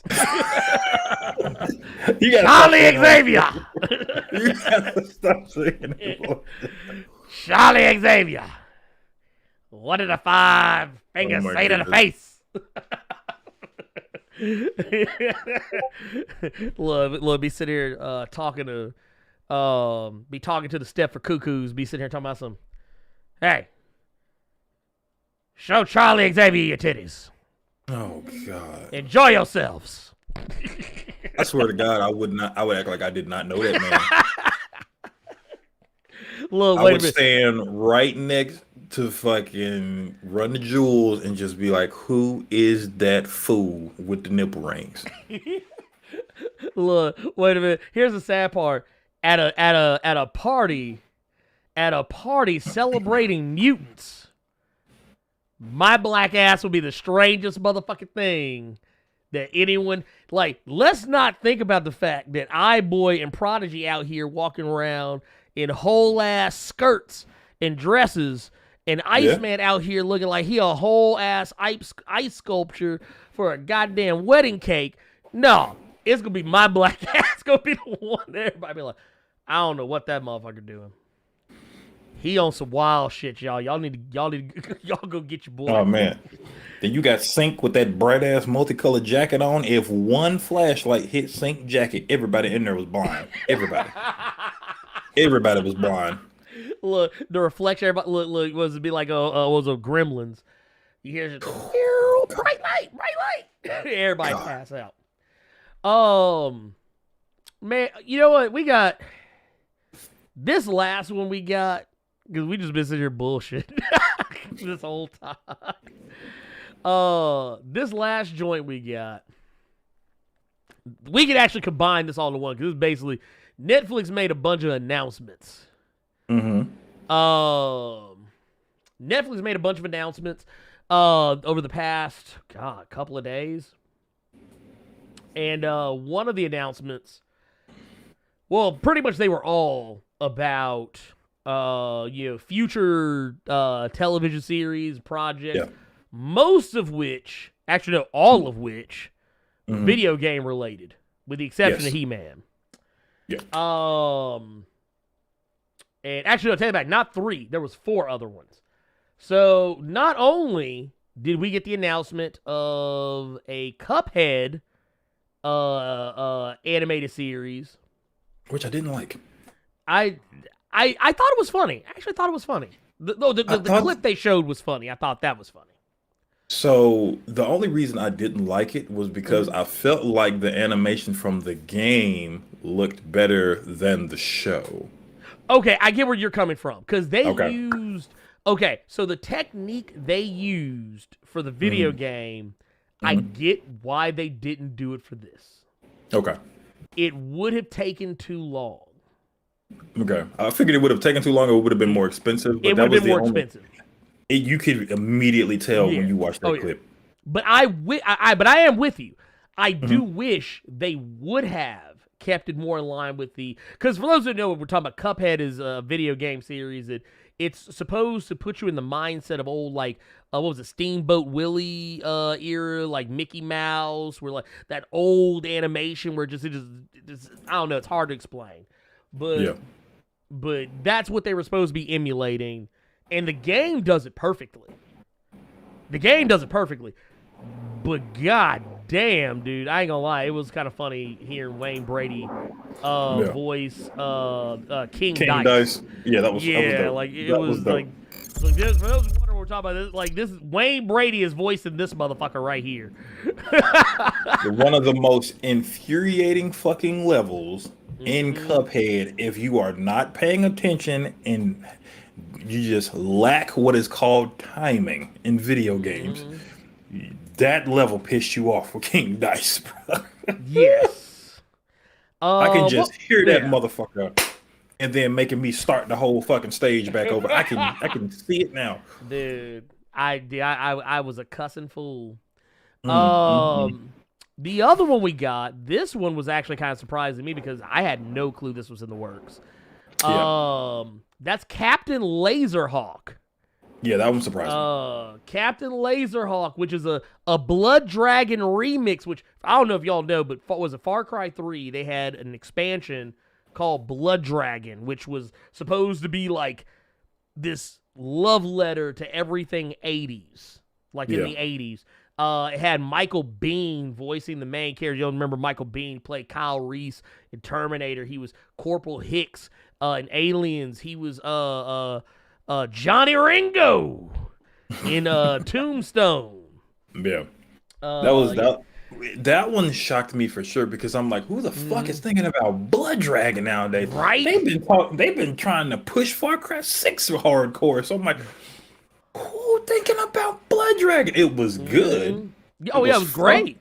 It was fucking hilarious with all the fourth wall breaking and other properties because they even make a reference that brother is who was Kyle Reese. So if you've never seen anything about Far Cry 3 Blood Dragon, that was probably, and I'm gonna get a lot of shit for this, that was probably the last good Far Cry game because 4 and 5 ain't it. 4, 5, and New Hope, I think was the name of it. Wasn't it? That was the one with the two girls, right? Yes. Okay, yeah. I'm. You know what? Honestly, you ain't gonna catch it from me then, because I didn't think Far Cry 4 was that great. I liked it, but it wasn't as good. I didn't like it as much as 3 or Blood Dragon. 5, I only completed 5 because I paid full price for it, and I was mad as fuck. I was mad as fuck sending. Dude, look, I was mad as fuck sending that big ass grizzly bear after folks. That big look the grizzly bear and the motherfucking mountain lion. Oh no, I stayed mad because I was like, no, go eat that motherfucker, eat it, god damn it. Chi-Town Dan, I'm finna tell you how nasty you are. He said Cuphead because that Jupiter Ascending Season 2 money ain't gonna spend itself. First of all, you talking about Jupiter's Legacy. Jupiter Ascending is that nasty that's the Mila Kunis. Yeah, that was Wachowski. The one who should have been Gambit. What was that boy's name? Oh, Channing Tatum. There you go. That boy said Jupiter Ascending. Jesus Christ. Well, to be fair, it's all the same to me. Honestly, don't ever put Jupiter in front of anything because it's just gonna be real easy to be like, yeah, this bullshit. Anything with Jupiter in front of it always winds up being bad. Like that planet is cursed. But it's Adi. Yeah. Oh no, go ahead. Still getting work. I was gonna say I liked that it was Adi that was doing this one. They gonna keep giving that boy all the video game animations. They just gonna give them to him. Well, speaking of Adi, let's go talk about the other one, Castlevania. Yeah, that one wasn't a surprise. No, that one wasn't a surprise. We knew we were gonna get. Well, okay, it was a surprise in what it was gonna be about. But and I'm gonna go start now. Spoilers for season 4 of Castlevania. But when Castlevania Season 4 came out, they said that this is going to be the last Castlevania series. If we make anything else, it's only going to be spinoffs. Yeah. By the way, I just realized something. Hold on. Carter, I'm ugly as hell. I did you so dirty. I don't even have your window. Bam, there you go. Look at you. You exist now. But no, basically what was going on is they said, yeah, we're going to make spin-off series. And we didn't, I mean, that could be anything. It could be about Alucard. It could be about anybody else. I didn't actually expect it to be about Richter.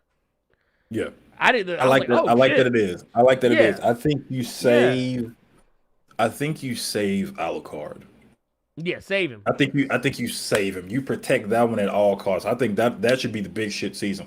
Or I'm trying to figure out what other Belmonts we have here because I like it. Simon.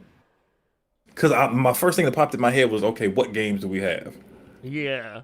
I'm trying to think, like, the only Belmonts I ever think about are, like, Trevor, Richter, and Simon. That's it. And not in that order, either. Now, not in that order. I think, now, you can correct me if I'm wrong on this, and I think everyone that's watching can correct me. Richter was the one that was in the beginning of Symphony of the Night, right? Yes. Yes. Okay, so now you can still have Alucard on the show from that. You know what I'm saying? Yep. But if they're doing it if they're doing a couple seasons of each Belmont, that's gangster. That's gangster. Honestly, when I saw they were doing Richter and I couldn't think of any other Belmont, I kind of got excited because I said maybe we can get maybe somewhere down the line we can get Soma Cruz running around here. We can get them DS Castlevania games out the way. Yes, I think that would be dope.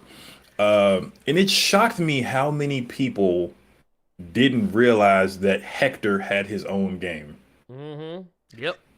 If you are, because the funny thing about it was Hector has his own game, and the fan favorite right now, who everybody loves, Isaac, was the villain. Yeah. But the thing is, I don't want you to post it, Ernie. I would rather they see it for themselves. If you all have never seen how Isaac looks in that game, just Google Isaac and Curse of Darkness and prepare to see what Ernie was going to wear at the Hellfire Gala. That's all I want y'all to do.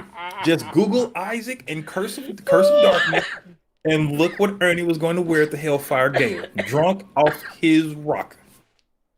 Lord have mercy. Look, that show was gonna be look, y'all go. Oh, Lord Jesus. Okay. Yep. That would have been it. That would have been the move. See?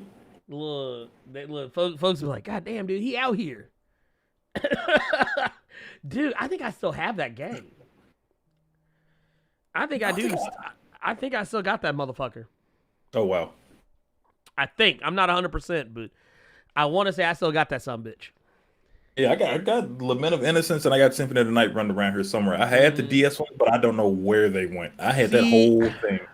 I had them too. I had was it Order of Ecclesia and was it something I forget the other two, but it was a bunch of them. Dude, I used to fuck with Castlevania heavy.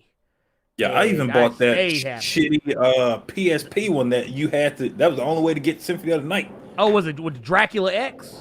Yeah, I had Dracula X Chronicles. That was back when I was working in GameStop days. Dude, do you remember that ugly ass Nintendo 64 junk? Yes, I do.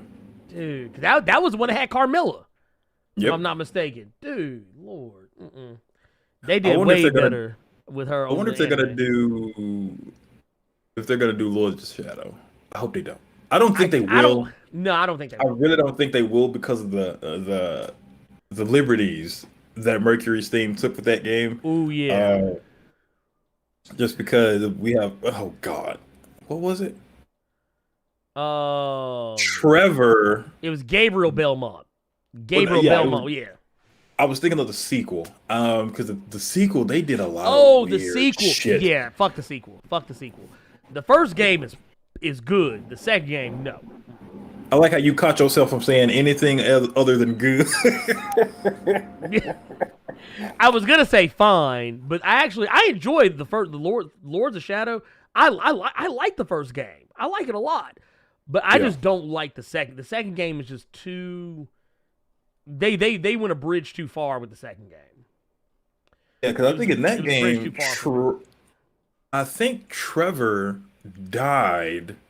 And then Gabriel turned him, and then Trevor turned into Alucard, and his dad was Simon, and Richter was just an insane Belmont that was relegated to a DS sequel. Lord. Prequel. Oh, that was the Mirrors of Fate? Yes. Yeah, because I got Mirrors of Fate. I have that one on Steam. Also, can we get a blood? I would like a Bloodstained. Give me a Bloodstained anime. I'll look it, because they ain't nothing but Castlevania. Castlevania with a fresh coat of paint. That's all it is. What was the Castlevania that had the woman on it? Oh, I had that one. That was Order of a... Was that, I think, was that not Order of Ecclesia? Was it? Oh, you know the one I was thinking of that you were talking about when you said Order of Ecclesia. I was thinking of Portrait of Ruin. That's the one I was thinking about. Portrait of Ruin. Okay, I know. That's the one know. I was thinking about. Okay, yeah, because the junk that I'm thinking of. Yeah, Order of Ecclesia. I know you're talking about now. The girl with the big ass. Yeah. Yeah, because I think Portrait of Ruin. Yeah, that was the junk that had. Dude, hold up. God, it has been way too long since I've seen this shit. Dude, oh my God. Yeah, oh, you know what? I'm gonna fuck around and get this shit back. Y'all watch. Look, that emulator about to come out. That Emmy about to come out. Let me try to get some of these super chats out of the way. So you got to follow the super chat from King Kunta. What's up, my guy? Blerd, don't worry.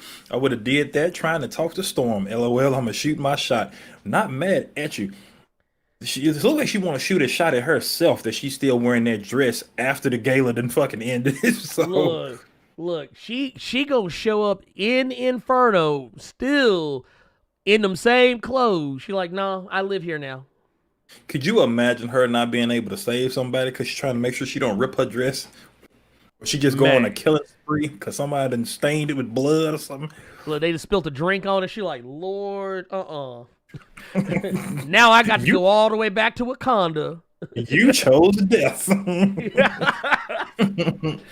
We also got a $2 super chat from Tubes the One saying that Castlevania making their own cinematic universe. It's Addy Shanker, so it's not surprising. He did that with his bootleg universe.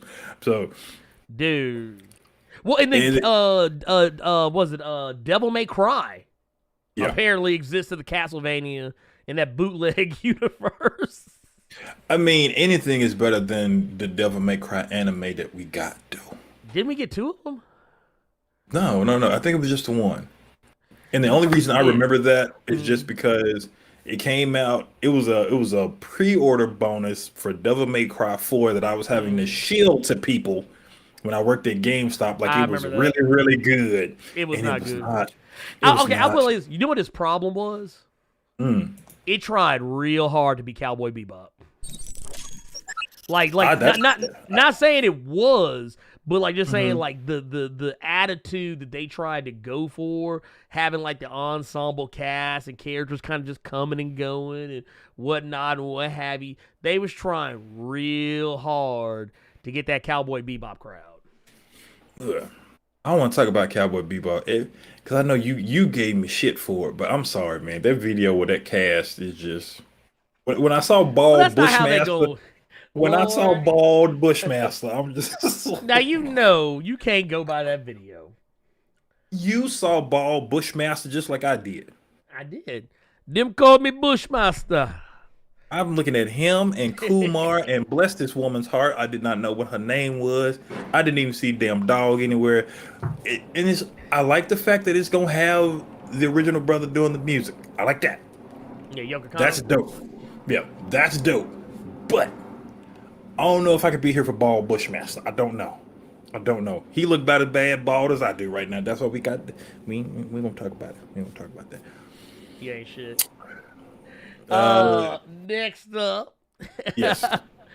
Oh man, you gonna make me fuck a name up. I was gonna say Kainomite. I was gonna say that, but I didn't want to do your name like that. I was gonna say it though. I mean, I think that it might be what it is. But Kainomite Hamilton with the $4.99 super chat says, "Who do you think had the best / worst outfit at the Hellfire Gala?" Question via the No Capes pocket. Dude, hey, what's up? I'm not gonna lie. when it came to the costumes, Mhm. I didn't hate all of them. There's some that I thought were more interesting than others, obviously. There were some that were just flat out lazy, and there were others that were just kind of like, all right, they just there. One of the ones, I'm trying to see if I can actually pull it up. Trying to see if I can actually find the motherfucker. There was one that someone had that I was just like, ooh, this ugly as fuck. Charles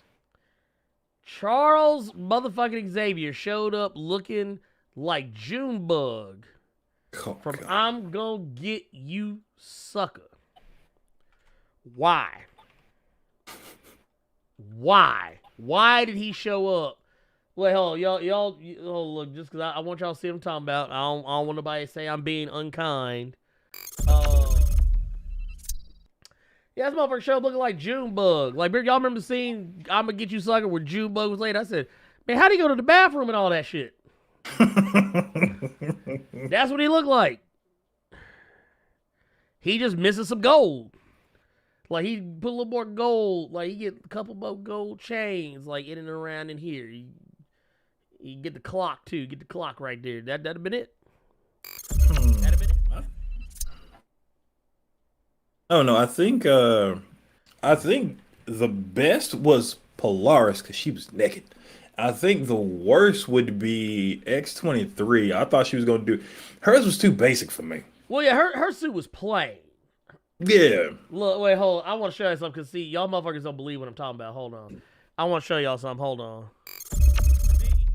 This is Charles Xavier right here at the Hellfire Gala, chilling, eating scrimps. There your boy Junebug.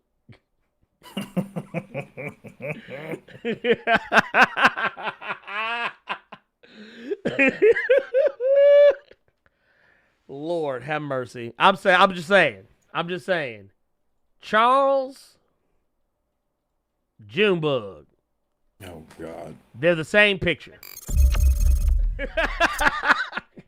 Oh God. Oh my God, I'm fucking dying here, man. With the Lexus chain. With the Lexus chain. I'm telling you. Oh, no, wait. What about Mercury? Mercury showed up in just skin. Yes, she did. Mercury showed up. She was literally just wearing her skin. That was it. Who else? There was somebody else that showed up with a lazy ass costume. Who else did? I can't see it at this precise moment, but yeah, it was some lazy motherfuckers that showed up. Yeah. Or no, what was it? No, Angel. Dude, Angel showed up with his chest out. I was like, Lord. Yeah, but yeah, with the chain on. That's how you were gonna come in. So I mean, you can't really. No, he stole it from me. Oh God. Stole it from me. I told him about it. He was like, yeah, man, I'm just out here, trying to, represent X Corp.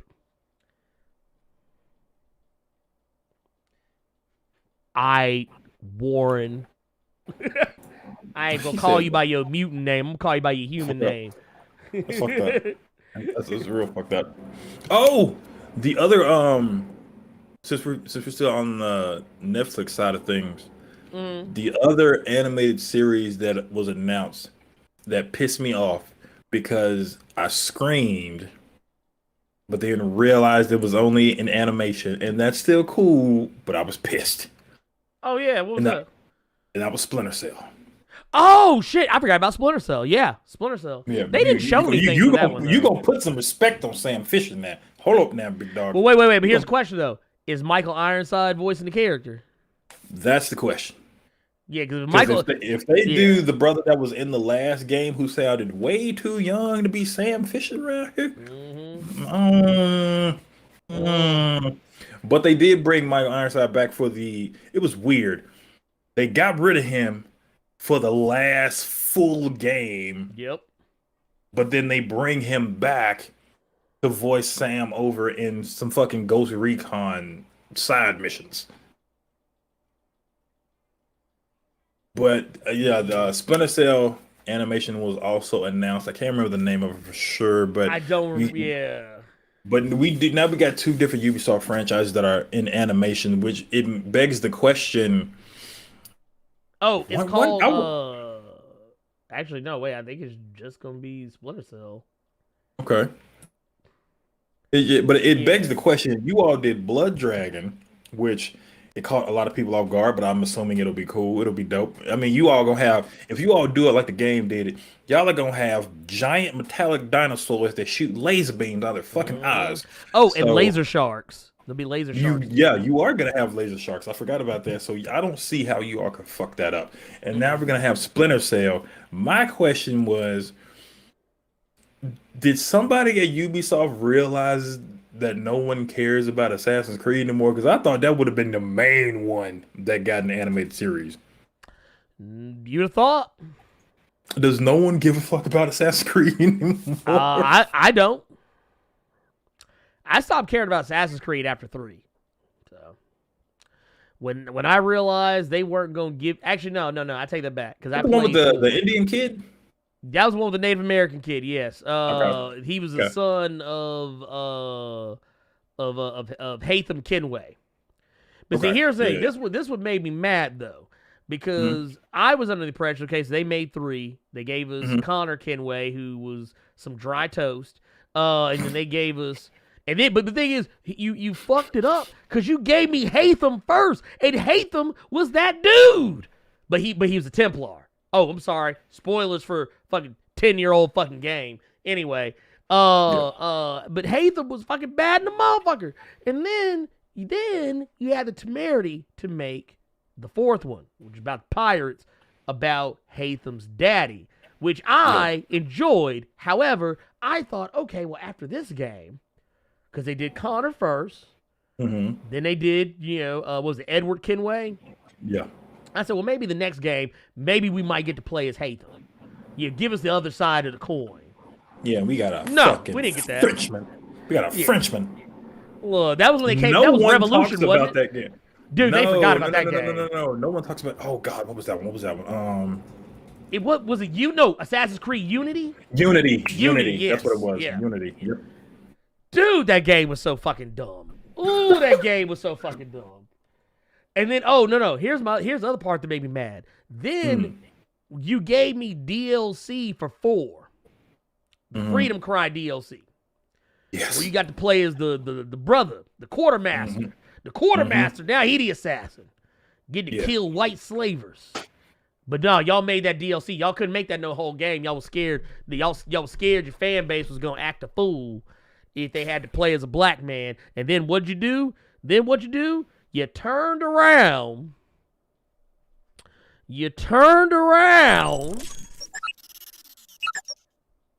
And then you made what was it? Origins. With the Egyptian brother. And No. It was Syndicate after that with the brother and Syndicate. sister. Yes, right. You made one with 2 more white folks with the brother and the sister. Oh, they made Rogue. I actually liked Rogue. I liked Rogue. No one played Rogue. No one played it because it came out.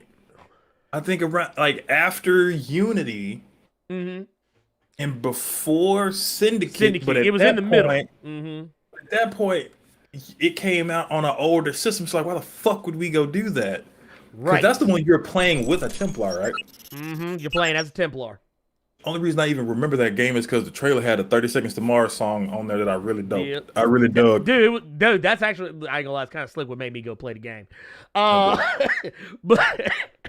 I got that motherfucker on Steam, and I love the game. It's a great game, but nobody fucking played it. And then you fast forward, we get to Origins and Odyssey, and now we got Valhalla, and then apparently Valhalla was some bullshit because other games came out and did Assassin's Creed Valhalla better than Assassin's Creed Valhalla, so fuck them. King Kunta, they did have a black woman as a main character in Assassin's Creed, but she was relegated to a Vita game. Yes, they did. Yep. Yeah. What was her name? I remember because it was Liberation. Liberation. Yeah.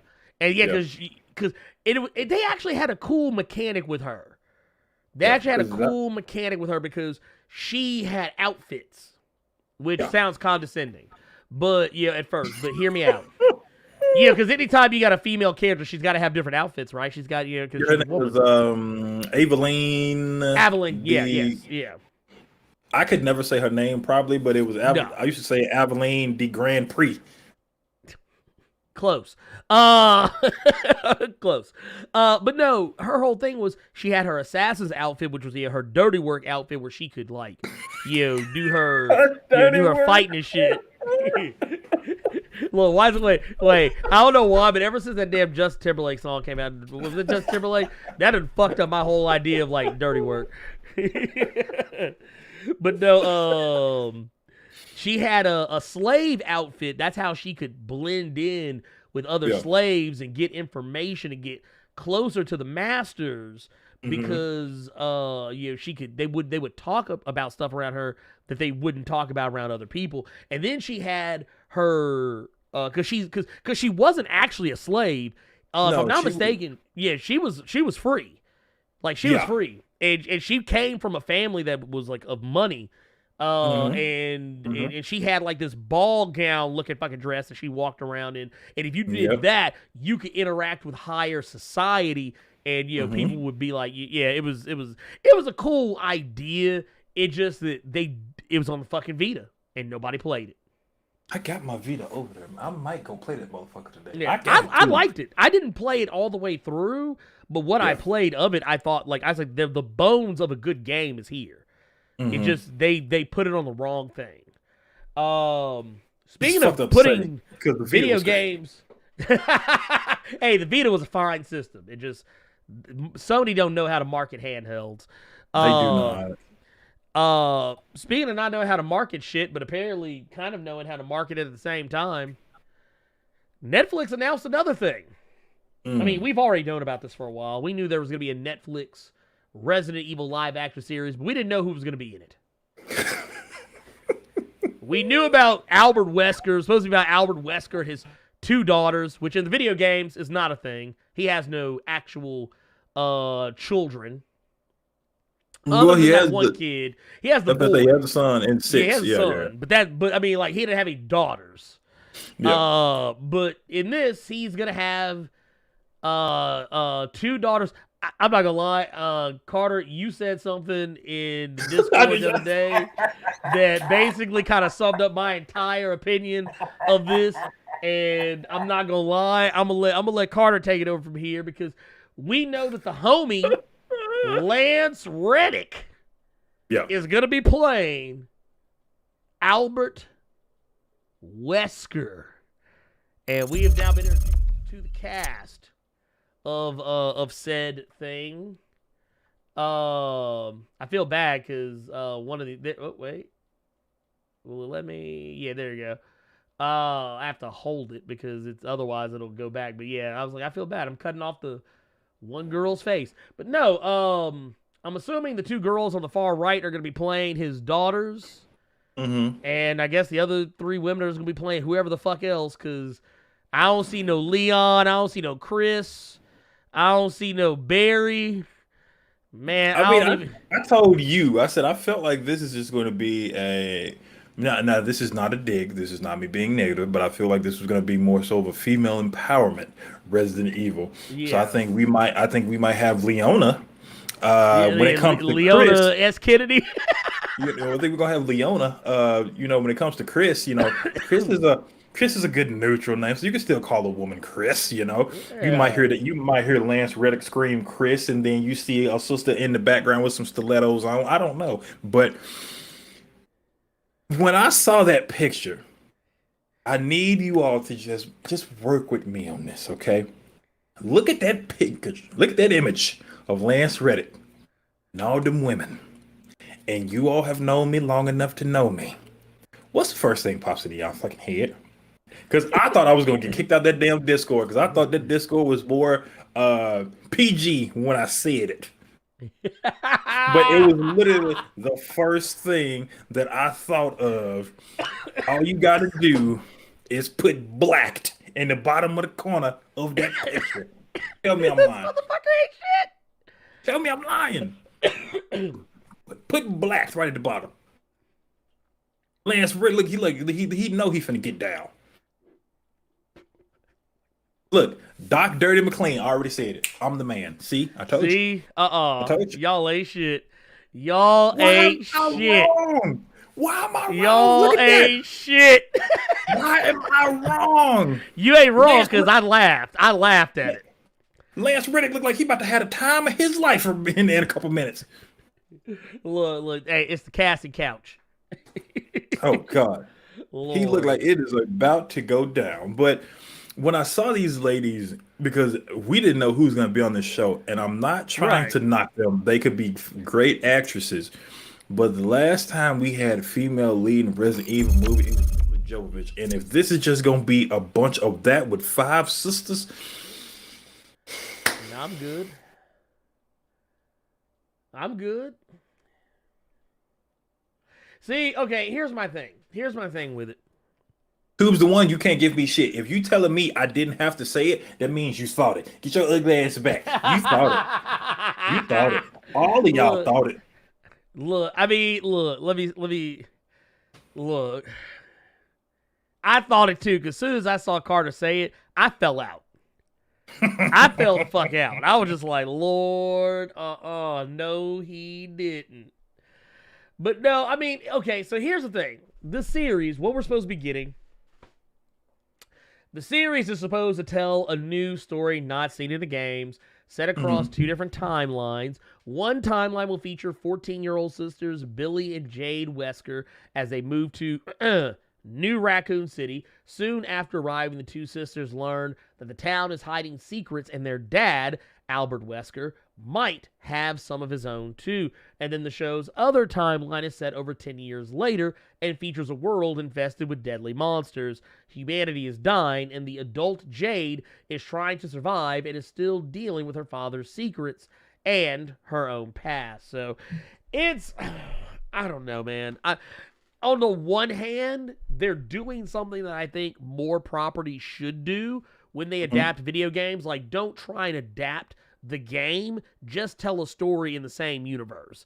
However, they're doing the thing that Paul W.S. Anderson did with those goddamn Resident Evil movies. You try to tell your own story, but you picked a bad one. Can you do me a favor real quick? Yes. Can you put that cast photo back up for me real quick? Just let me Yes, know. I can. Yes, I can. Here. Can you put it up? Can you put it up real quick? Yeah, here you go. Here. I'm doing it right now. Okay, I need you all to look at that picture real quick, because y'all not just finna give me shit. Look at that picture, okay? I don't want to hear y'all. Y'all get out of my face. Y'all get out of my face. Get out of my face. You all thought it. You all thought it. I don't want to hear nothing. I don't want to hear nothing. Danger, I don't want to hear nothing. Oh my God, you just about killed me, man. You just about killed me, Y'all all bro. thought it. Okay, well, you know what? On that note, I was looking to see if there's any other news that's popped up. I was trying to see if there's any E3 shenanigans that have popped up, anything worth a mention, but I just don't see anything I give a shit about. But moving on. Let's jump into some questions. I see we got a couple more super chats up in here. I think about 1 or 2. Yeah, one more super chat. Oh, Carter. Oh, there he is. Yep. I thought I was gonna say we lost him. And that's Chrome being Chrome. Oh yeah, Chrome is Chrome. Mm-hmm. We got a $12 super chat from Nomadic Chaos. Says, is it bad that I want Betsy Braddock to run the hands on Saturnine for how dirty she did her at Ten of Swords? Because I really want Betsy to give her the smoke. I think she will. I'm not mad at it. I couldn't stand Saturnine, so I'm right there with you. Yeah. No, dude, dude, Betsy could get that ass. Go and beat the brakes off that bitch. I ain't gonna lie. Oh, Lord. Geronimo Smith, I'm sorry. He says, I'm at work and an LMT. You can't do that, bro.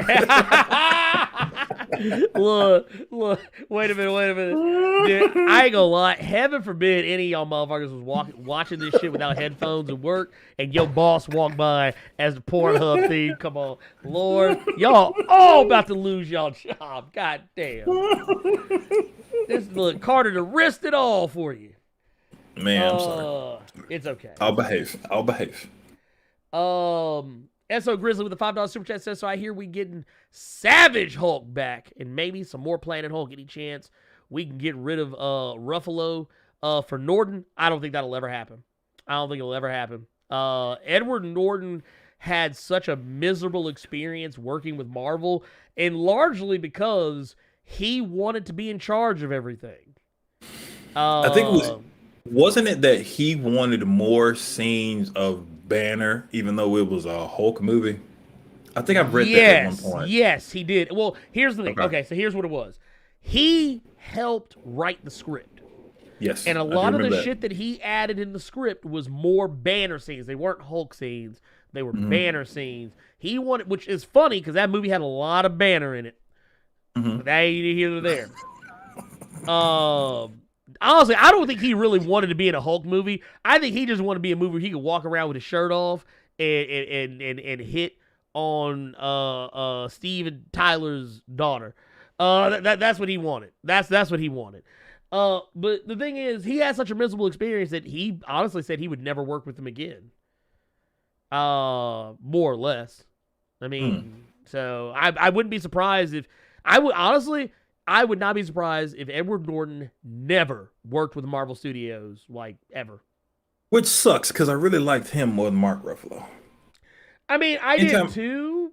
I agree with you. Just because anytime I see Mark Ruffalo, I always think of 13 going on 30. Don't ask me why, mind your business. But that's what I think of when I see him every fucking time.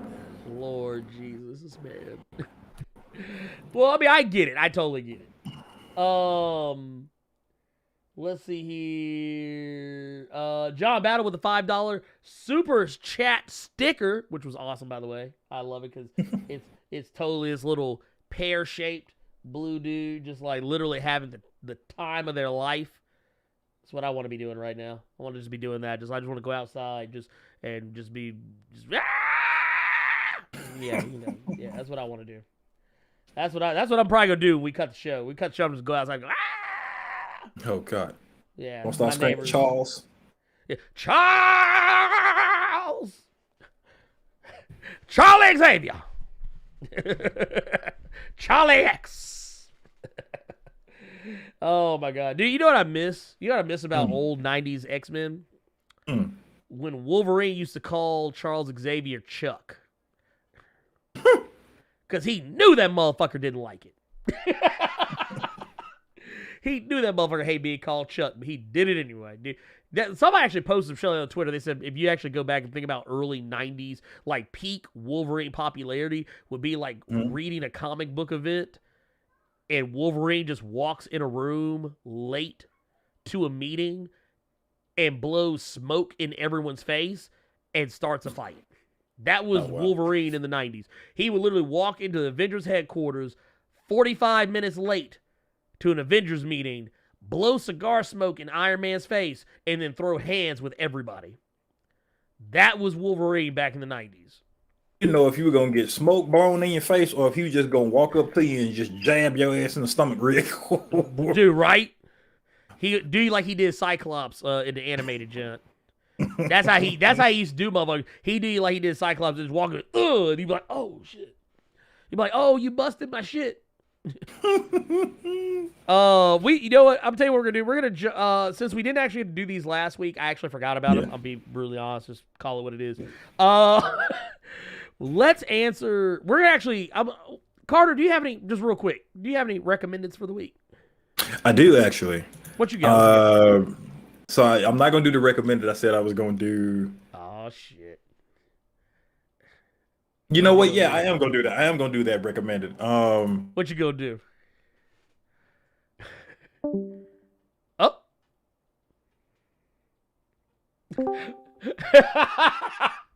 I thought. I hate it. I thought that was his recommended. Actually, I thought that was the joke. Oh, there he is. No. No, he tried. Hey.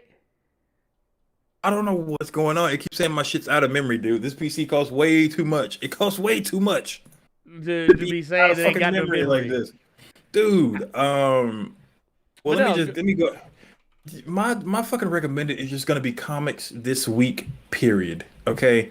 Yeah. Because a lot of good shit came out. X-Men came out. Conan came out. Fucking Batman Earth 1 Volume 3 came out from Jeff Johns, which is really good as well. I think Die came out this week. Yeah, Die number 17. Yep. You know what I'm saying? A lot of good shit came out this week, people. So honestly, my recommended is just go read something that you normally don't read, because it was a lot of good books came out this week. Leaning more toward Batman Earth 1 Volume 3, but as a whole, this was just a good week for comic books. So I think you all should just go try something that you all don't normally read. Yes, I have not steered you wrong so far. I have not steered you wrong. So please just read some shit you normally wouldn't just think about. Just something that looks like it might be interesting, because a lot of good shit came out this week. Mm-hmm. I'm going to throw out... What's what I want to throw out there? I'm gonna say, you know what? Honestly, man, there was too many good comics. I actually had a hard time picking my recommendeds for this week, because it was just like they were all over the place. I will definitely say check out trying to think of like one specific. I actually can't think of anyone like specific. See, that's why it was so hard for me to do, because I didn't want to just recommend Batman Earth 1, because there was a lot of other good shit that came out this week. Yeah, no, it was a lot. No, you're right. There was a lot of good shit. The new Mighty Morphin number 8 was good. Yeah. What was it? Of course, X-Men. Duh. Birthright. The 50th issue of Birthright It finally came out. Yeah, that was the last. Finally. Yeah, it like finished. it's finally. Yeah, Oh, dude. That was the other one. You always talk shit about Eric Larson. Ant number 12, the final issue of the Ant series from like way back, like 10 years ago, 12 years ago. That shit finally came out. They had, what was it, the Squadron Savage came out, which was pretty good. Baby Teeth 18 dropped. Like, just... Yeah, it was too much. There was too much going on, and yeah, it was a lot of good comics. I'll say this, yeah. Go just you could literally go to the shop and say, show me whatever came out that's new, and you will probably get a good comic. 99.9. There's a 99.9% chance that you're gonna get a good comic that came out. Oh, Carter. Mm-hmm. Okay, all right. Just making sure. You want to know why so many console people don't want to go to PC? This shit right here. I mean, I totally get it. I totally get it. Here, let's do this. Let's let's see. King Kunta, you ain't shit. Resident Evil 9 blacked. I'm done with y'all. Dude, I'm surprised. Dude, you know what? That's what's going to happen next time they... somebody... Look, I guarantee you, somebody probably already done it. They going to have a picture of Lady Dimitrescu. Oh, God. With Lance Reddick sitting in that picture. Look, it's going to be... They're going to put all the different... Remember, what was the woman's name from Resident Evil 5? The woman that was helping Wesker. That barely had any clothes on. Boy, don't nobody remember her name. We just remember her cleavage. Stop it. Dude, that's Stop it. Exactly. Stop the it. lady with the cleavage. Her, then, Lady Dimitrescu. What was Ethan's wife's name? Mia. Mia, yeah. Mia. And they gonna have the other new chick that's in Resident Evil 8. And not Lady Dimitrescu, about the other one, but Lady Dimitrescu will be there as well. They got all them heifers like sitting in a row, and Lance Reddick in the middle. It'll just say Resident Evil 9 blacked. Think about if they do that scene with the baby. but then they pull a scary movie too, and it's just a giant dong just chasing you around. Look, just be Lance Reddick, just look, just- scream, just- look, doing that Lexington Steel scream. That actually sounds terrifying. That is Ernie, very you terrifying. done good. You need your own horror franchise. That sounds Dude. scary, the motherfucker. Dude, it really do. Y'all go ahead and start putting some questions in the chat. We're actually gonna answer questions from the Discord first, as we didn't actually get to do it last week. My first one is going to be from Urban Prince of Strong Style. Says, why us humans are okay with the Fantastic Four and the Avengers, but not okay with X-Men/mutants? When you look at it, my personal view, X-Men were outcasts working to better conditions for all kind, whereas Avengers and Fantastic Four felt like on-call government shields. Well, I've said this before, and I'll say it again. It's because, I don't know, there's something terrifying to people about someone being born with superpowers as opposed to getting them in an accident. Or just them being given to them, period. There's something... Well, one reason is just because Fantastic Four, they look like not you or me, but they look safe. Yeah, they look safe, yes. These some cream corn looking Caucasians, okay? They don't have spikes or anything coming out of every which way and stuff like that. So I think that's one reason. Another reason being just bad writing. Bad writing. Well, yeah, no, because really there is no good reason for why it is the way it is. Yeah. Jay Dizzle comes through with the not that. Comes with the question asking, Blerd and Carter, either of you reading Shadow Doctor? Wonder if you had any thoughts. I have not read Shadow Doctor yet. It is on my list of things to read. But it does look interesting. I started reading it, and then what did I start reading instead? I haven't read enough Valiant, so I started reading it, and then I just started doing other Valiant. I started reading other Valiant stuff, but it's interesting so far from what I did give it a look at.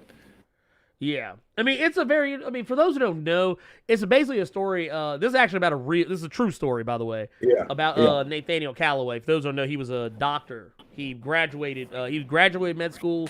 He had all the qualifications, but he could not get work as a doctor in any hospital because no one would hire him because it was 1930s. He couldn't even get the money raised to have his own practice because once again, it's 1930s. He's black. No bank is going to give a black man that kind of money to start up any kind of a business. And then more importantly, it's how he basically was able to get, like the way he went about going to get the money was working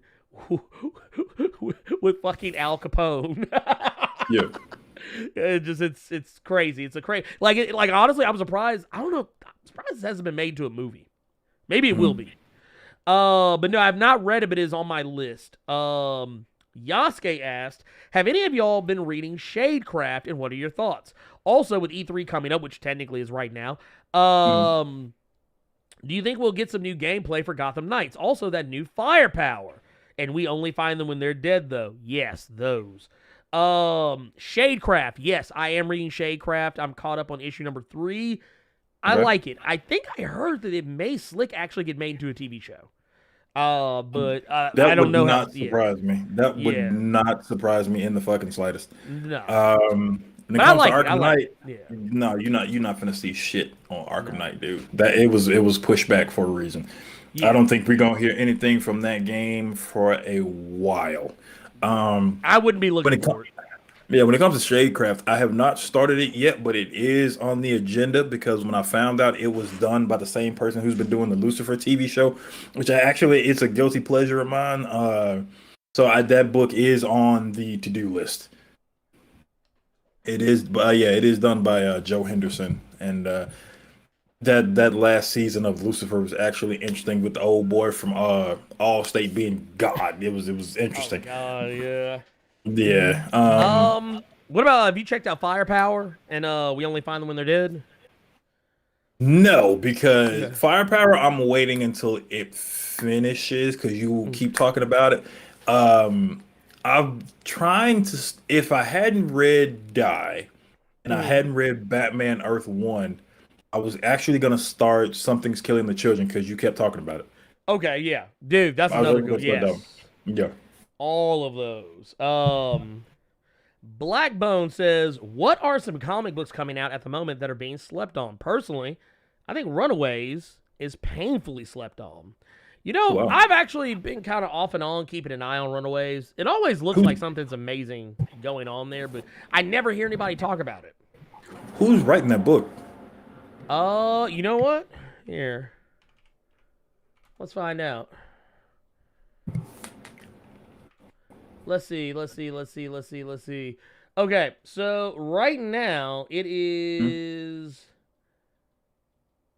Rainbow Rowell, and the art, if I'm not mistaken, this is, I can't pronounce that name.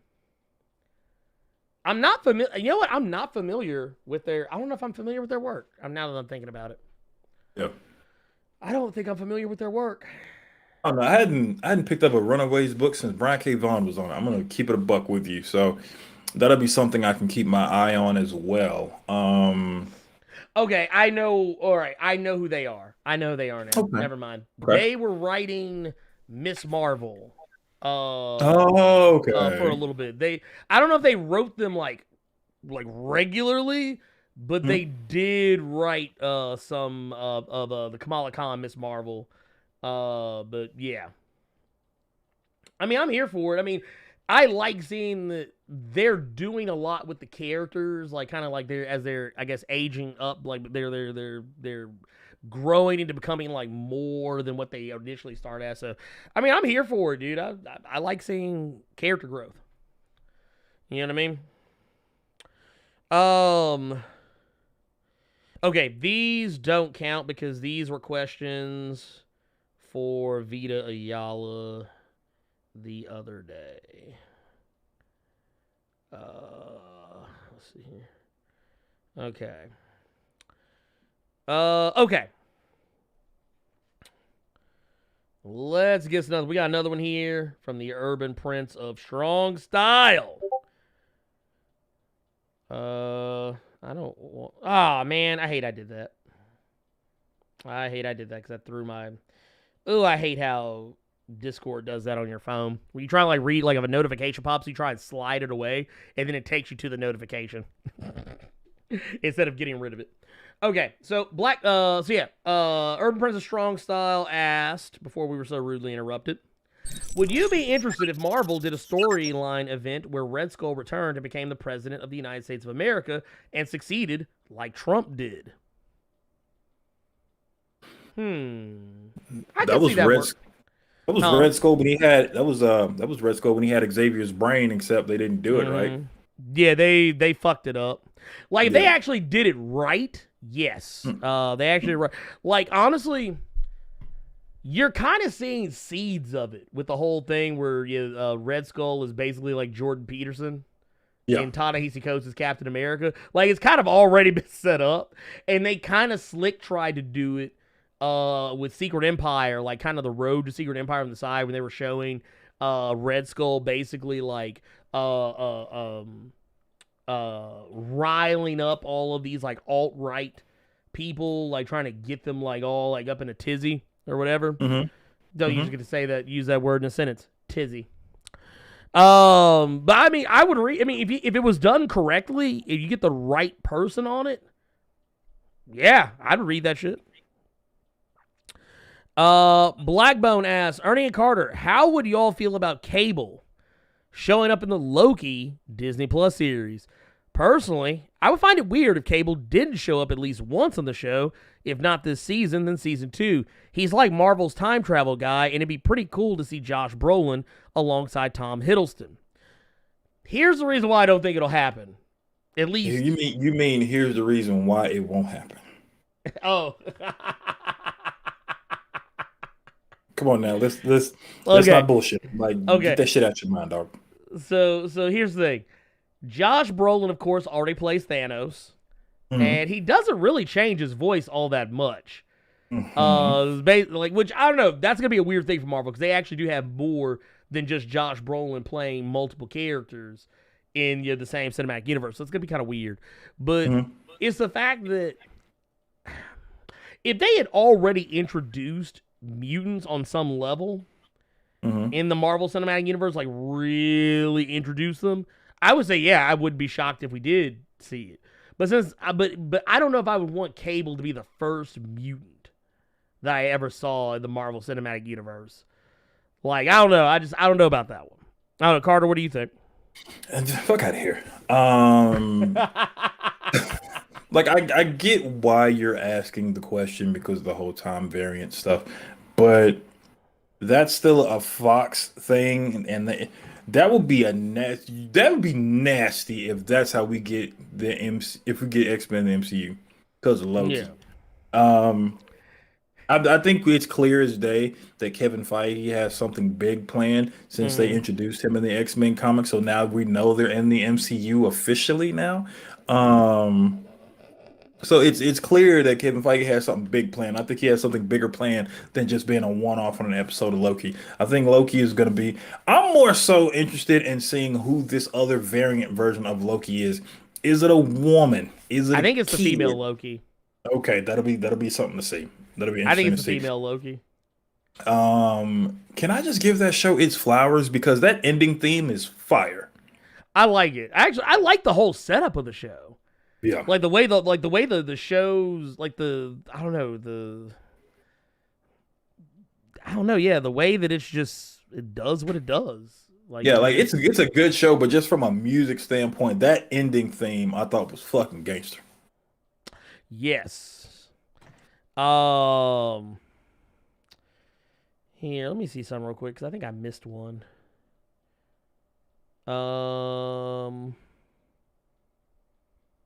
Oh, you know what? I never actually said what comics I thought were painfully slept on. Something is killing the children. There you go. Y'all need to quit sleeping on that shit. I thought about it. I'd say Beast Wars. Because people don't even know that shit exists. There you go. There you go. People didn't know Beast Wars was a comic until I recommended it one week. Yeah. And I see somebody mentioned one in the super chat, Ultra Mega. That's another really good one. You know what? We actually got a $2 super chat from K-Pox saying, "Are we reading Ultra Mega or Excellence?" I am reading. I'm actually picking up Excellence. I am current on Ultra Mega. Yeah. But no, I would. Yeah, I don't know. I don't think. Yeah, going back to the whole Cable thing. I don't know if I'd want Cable to be the first mutant that I was introduced to in the MCU. I don't know how I'd feel about that. I don't know. Nah, Cable ain't coming. As much as I am a fan of Cable ain't coming, big dog. I'm sorry. Let's see. We got another one. Black Nito says, if y'all were executive producers of a Blue Marvel film, who would you want to produce? And also, who would you want on the soundtrack? I would want whoever organized the Black Panther soundtrack. No. So you want Kendrick to do it? Actually, no. Take that back. Give me J. Cole. I want J. Cole on it. I want J. Cole to come out and just act a fool on the album. Just be doing all kind of bullshit. Just put that is what I would. That's what I would want. That is what I would want. As far as like who else I'd want, like just like on I guess in the creative positions. Mm-hmm.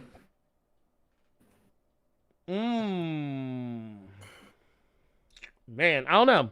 I really don't know. Because at the end of it all,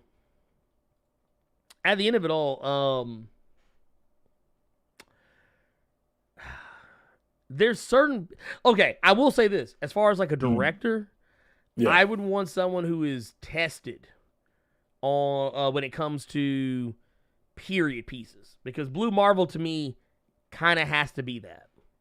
Yeah. It kind of has to be a period, and I don't say period piece, but it has to be one of those movies that kind of goes that doesn't necessarily take place, at least not 100% in the present. Get like a, like I don't even know, like a John Singleton or maybe like an Ava DuVernay or somebody like that. I don't know. Long as she ain't directing that other bullshit. I don't even know who I would put behind the just behind the scenes, everything like that. Because like right now, just to make y'all mad, I would say James Wan. Dude, you ain't shit. To make y'all even more mad, I would say Justin Lin. Because he sent Tyrese and Luda to space, y'all. I don't know. Soundtrack wise, I wouldn't say J. Cole, honestly. I would say just because we get different spectrums of music, just because they do different ones that a lot of people don't know about, I'd say Timbaland on that soundtrack. Oh, see, Because he's still in that beaterator. no, it's not. It's not even that. It's just with J. Cole, you know what you're gonna get with J. Cole. With Timbaland, you get different things. So one track might be you might see a track on there that, man, this song slaps. Who is this? And then you read it and they say it's Billie Eilish, whatever the damn girl's name is. Well, I'm not saying I want J. Cole every song. I'm saying I want J. Cole to organize it. Yeah, see that I wouldn't want that either. Like, I'd rather have Timbaland. I would, but here's the thing though. I think it would be the same old. I think it'd be what we're used to with J. Cole. With Timbaland, you're gonna have different spectrums of things, so you might end up liking some shit you didn't even think you would like. It's a lot of. It's a lot of. Yeah, you should, but I'm just saying Timbaland does a lot of shit you don't even know that Timbaland does. That was my whole. Well, yeah, point. no, I'll give you that. That was my whole point. You know what I saw about? You know what? Roll back. Antoine Fuqua met with Marvel a way ways back. I actually could see him doing something with Marvel. I don't know if it would be Blue Marvel, but I could definitely see him doing something. I wouldn't want him to do it. Yeah, I'm not saying I want him to do it. I'm just saying, like, just in the sense that I know he's in talks with them to do something. I would rather him be. Yeah, I would rather him as a director. Yeah, as a director, I would rather him be doing maybe something a little different. Yeah. Like I could see him maybe doing something like Luke Cage. Okay. Like I could see him doing something like Luke Cage, or if they, heaven forbid, made a Night Thrasher, something, or whatever. I don't know. We have Rubius. Rubius asked, "Do you think Secret Wars is going to be the last big Marvel movie to reboot the whole MCU?" I don't think you getting. Well, I don't know what Secret Wars you're talking about. If you're talking about Hickman's Secret Wars, you ain't ever getting that shit because you got to have so much other shit in place. They did tease it though. They teased it in Loki. What, Secret Wars? They did. They kind of slick did. Which Secret Wars though? I think it was. I don't think it was Hickman's, but I think it was like a mixture of like, like they you know how Marvel does, where they say like, hey, Avengers: Age of Ultron, but it ain't really. It's just the name. I think basically just they took the idea, the concept, and kind of put their own spin on it. But there's a section in the first episode of Loki where they talk about a great war that there's this climactic thing that happened with all these different timelines, different alternate realities. Honestly, yeah. I mean, they didn't say it. They didn't say it was, but I mean, the way they worded it, that was the first thing I thought of was Secret Wars. Okay. But yeah, they don't. It is literally it's something they say it and walk away from it that quick. Yeah, with the little cartoon. I know exactly what you're talking about. I haven't read that. That was Tara Strong. Did you know that? Yes, I did. When I saw her name in the credits, I said, I said, okay, I know who that was. She was the clock. Yep. Oh, dude, here, I got one for you. Your boy Dark Rain, he got a question that's right up your alley. Uh-oh. Off comic topic. Okay.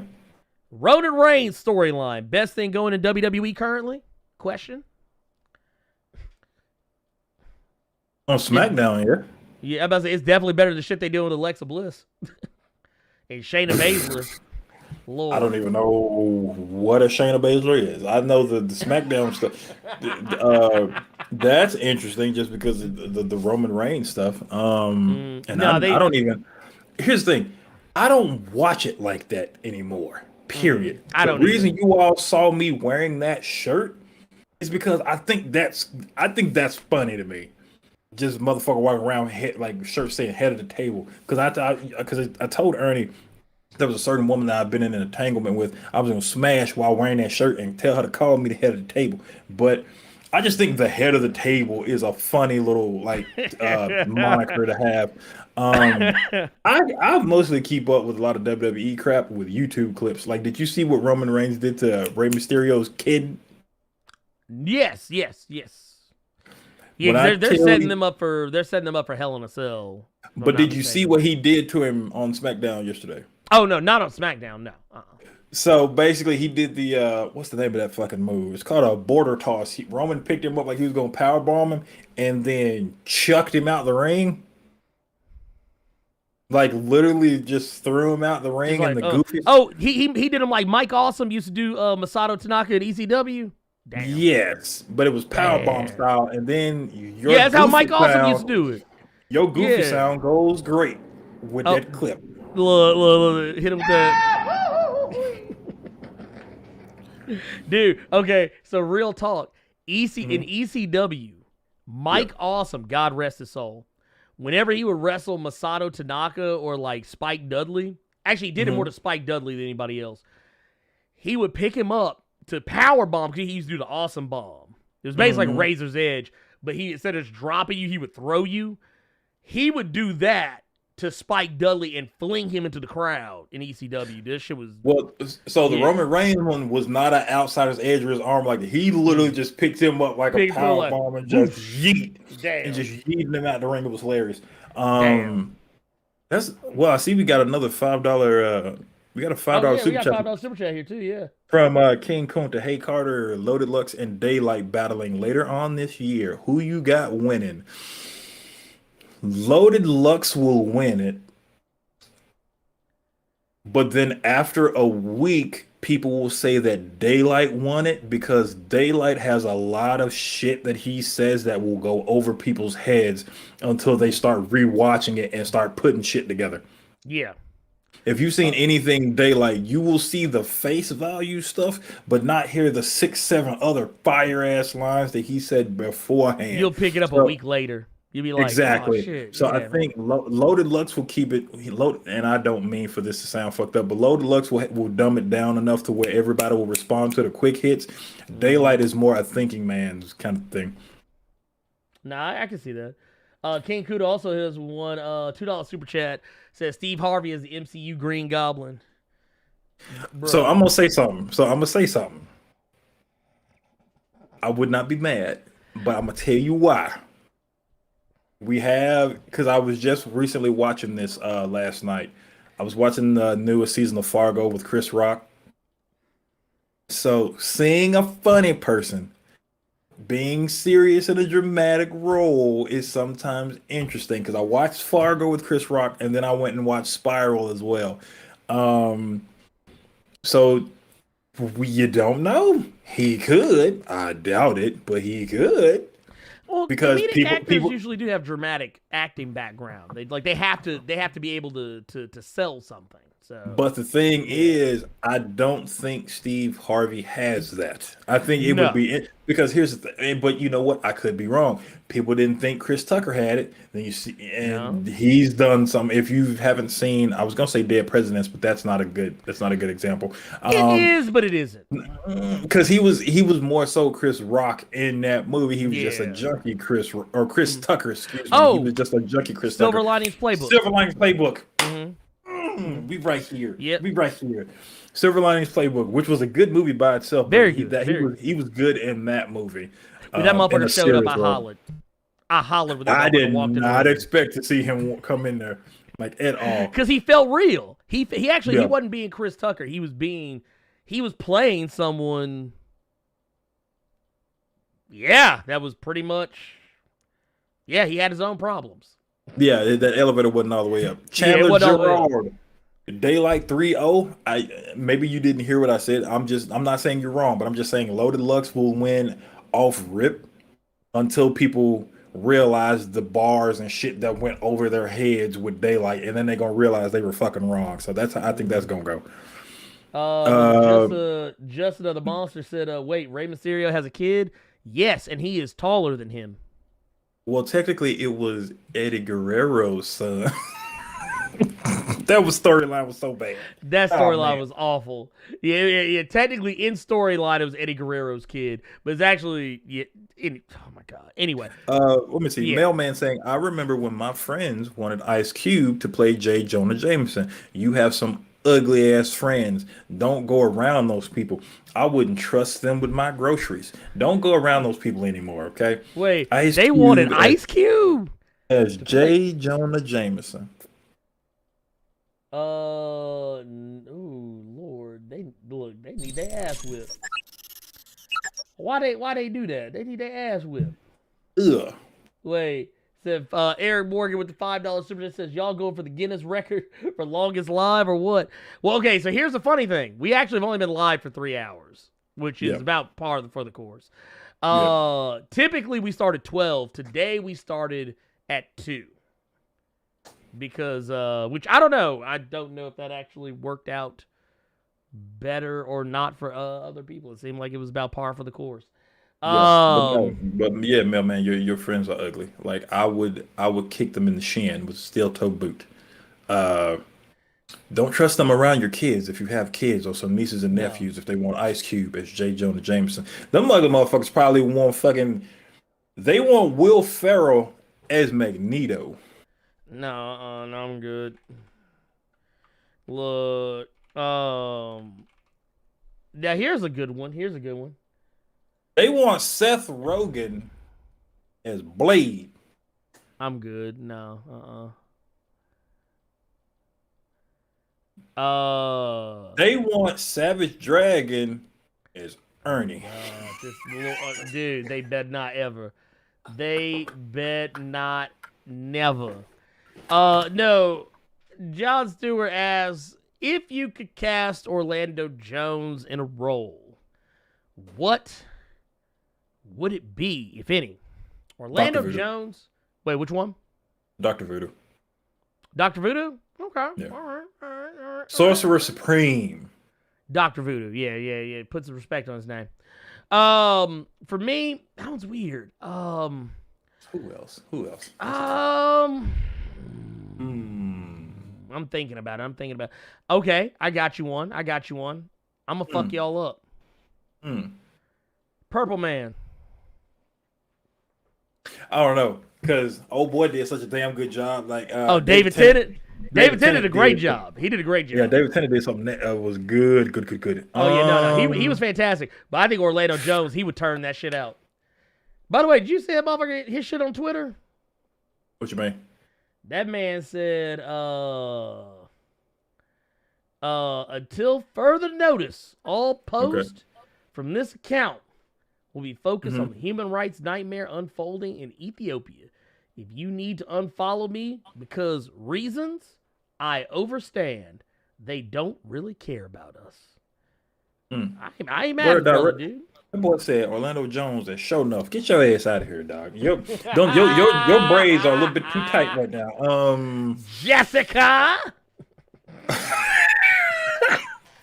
Jessica. Dude, I swear to God, dude. Ooh. So just because I'm thinking about how much shit he talked on American Gods, what if you do Orlando Jones as Tobias Whale?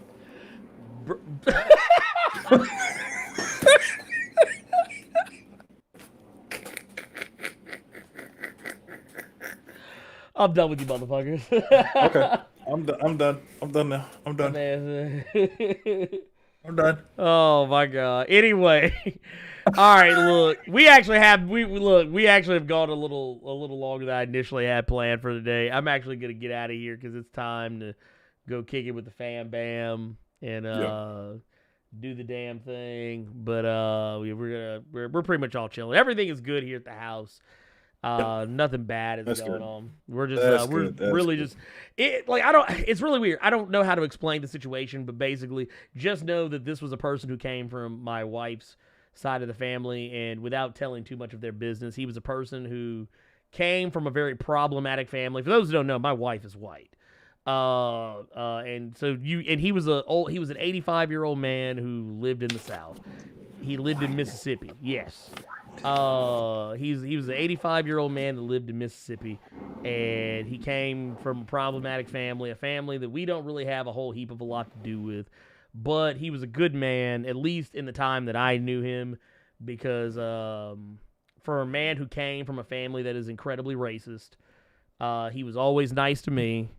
And while I did not witness this myself personally, but one of my sister-in-laws did actually inform me that he clapped back on one of his, I don't know if it was one of his sisters or one of his own children, even for that matter, using the N-word, and said, "You will not use that word in my presence. My grandbaby is half black." And I was like, all right. I was like, okay. Well, yeah, that's right. Mississippi, M-I, crooked letter I, crooked letter I, humpback, I. Mississippi. How many of y'all asses know how to spell Mississippi because of Fight for New York and David Banner? Don't lie. Don't lie. How many of y'all know how to spell Mississippi because of fucking David Banner and Fight for New York? Don't lie. Dude, I ain't gonna lie. That's actually how I used to memorize that shit. Oh, but no. In all seriousness, though. But no, he was a good man, at least in the time that he had left, and like I said, just is one of those things that we all kind of took it in stride. It sucks, but yeah, what you gonna do? He's 85-year-old man who smoked, what was it? I think my wife said by her own admission, 5 packs a day since he was a kid. So he was literally on the epitome of borrowed time. But this all right. Wait. Lord Carter, please tell me you didn't start thinking about DBD. This man was thinking about getting pulled off the hook. I do want to say this. I actually was thinking about doing. Okay, so y'all know me the last little bit. This is kind of church announcements before we head out. I have actually been thinking about romancing the idea of kind of doing more streaming on this channel, just kind of doing a little incidental shit here and there. I originally was gonna make a separate channel, but honestly, that seems like a whole lot of work, and I don't know if I feel like doing that. Yeah. And I kind of tested it out in the past, and y'all did kind of seem kind of receptive to it. Just hanging out. Maybe you catch. Either I don't know if I was gonna do it as a live or maybe just sometimes record the times where me and Carter are playing games. So sometimes we say some funny ass shit. Funny shit happens when me and him be playing video games. We don't ever record it, like ever. I do have the recording though. When we clapped them dudes in Fortnite though, in the gas station when we turned the corner and the motherfuckers didn't know which way to shoot. We literally walked in the room, shotguns, and literally. All you heard was one shot because we both shot at the same time, and two dudes just fell out. Let me go ahead and tell you all this shit now, just so you can get this shit out of your mind, okay? Fortnite is great if you play it right, okay? Yes. Fuck all that building bullshit. If you play that game like you play any shooter that you enjoy, and you play it with your friends, or I think that nigga's right here. I'm looking at him. If you're playing with your buddies, okay, let there be some alcohol involved, you eating or some shit like that, and let it just be some shit talking between you all. Fortnite's great. Oh, yeah. Because you're not taking it serious. No. Don't ever play that shit try and take it seriously. No. Don't ever fucking do that shit. Don't try to build the Eiffel Tower like these little 12-year-olds and shit like that, dude. Just grab your gun, start shooting, start laughing. I swear to you, you will have a fucking blast. Motherfuckers trying to build motherfucking Raleigh Springs Mall. This motherfucker trying to put together a little mini mall complex. Yeah. That's what my build like. Like other motherfuckers build Eiffel Towers. I build a fucking mini mall. Mm-hmm. I don't even do that. Yeah, when I should be like spread out. That you know what, D-Block Dragon, you just hit the nail on the head. Like drunken raids in Destiny and shit like that. You have to find something. You have to make your own fun out of it. That's what we do with Fortnite. Honestly, like truth be told, that's how I play Dead by Daylight. I don't take it seriously anymore. I stopped. Yeah. I had to. There's some things that happen in the game that make me mad, but like for the most part, I just kind of sit back and just go, really, dude? Yep. Like, otherwise, I'm just like, whatever, man. I just look like I can't take the game seriously. Otherwise, I'll just hate myself, and I'll be too mad. I'll be too fucking mad. But that said, I do have because I get like, I don't know if y'all know this. I get, not all the time, but I do from time to time get free video games. Like, studios sometimes hit me up like, hey, you want to play this game? And I'll be like, all right. But I don't stream on Twitch anymore because I kind of just gave up on it. But you'll probably start seeing me streaming on here. I don't know when, but I'll probably just be doing it. It'll honestly just be us like kind of fucking around. It'll if you get some Evil Dead codes, nigga. Hey, I'm trying. So we're gonna try to, but because a lot of times the studios, they see the numbers I have on YouTube and they go like, yeah, we want them. Mm-hmm. But we'll see what happens. I'm trying to get Carter to reinstall Hunt. Trying to get Carter to reinstall that motherfucking Hunt. Dude, with as much as this PC has been fucking up today, I'm scared to do anything on it. Actually, that's a fair point. Dude, look, I don't know shit. We might want to play World War Z or some shit. I was actually gonna ask you because it is installed, and I think we're gonna have a full squad. You just gotta hit up the Nerd 901 boys. Okay. Yeah, we get some World War Z. I ain't above it. Especially if they announce that new shit. Yes, they did. Yeah, they announced that new shit. So yeah, I'm in. But go ahead. Mm-hmm. So real quick, because this is something I want to run by you, and this is something I want to run by everyone else, and then we can go ahead and get out of here. So we do the cave on Saturdays. Mm-hmm. If Carter was to do something on his YouTube channel, and we do it and we call it Before the Cave, and it's me, maybe Ernie, maybe us gaming or something like that, what would you all want that to be? That's actually not a bad idea. And it's not gonna be as long. Obviously, it's not gonna be as long as Blerd Cave. No, just something. Maybe 45 minutes to an hour. Just us kind of. Also, the Blerd Cave gonna have to stop being as long as the Blerd Cave. You ain't lying, boy. Look, sometimes we just get to talking. This is a 2-hour show on CPT. Okay. Yes, it is. On Minority Standard. Yeah. But yeah, we can, like I said, we can workshop that shit. Y'all let us know. Yeah. But we will see you folks in the Discord. It is, the link to it is actually down below in the description for the video, and if it is not, of course, there's a link that will probably show up for it here in a few seconds, because Nightbot works weird on YouTube chat. That said, I think it's time we get the hell up out of here. We have probably overstayed our welcome. We appreciate you guys for hanging with us. Thank you so much for the great and the great energy, the well wishes, everything, all that good stuff. I will catch you guys next time. We out here. Peace.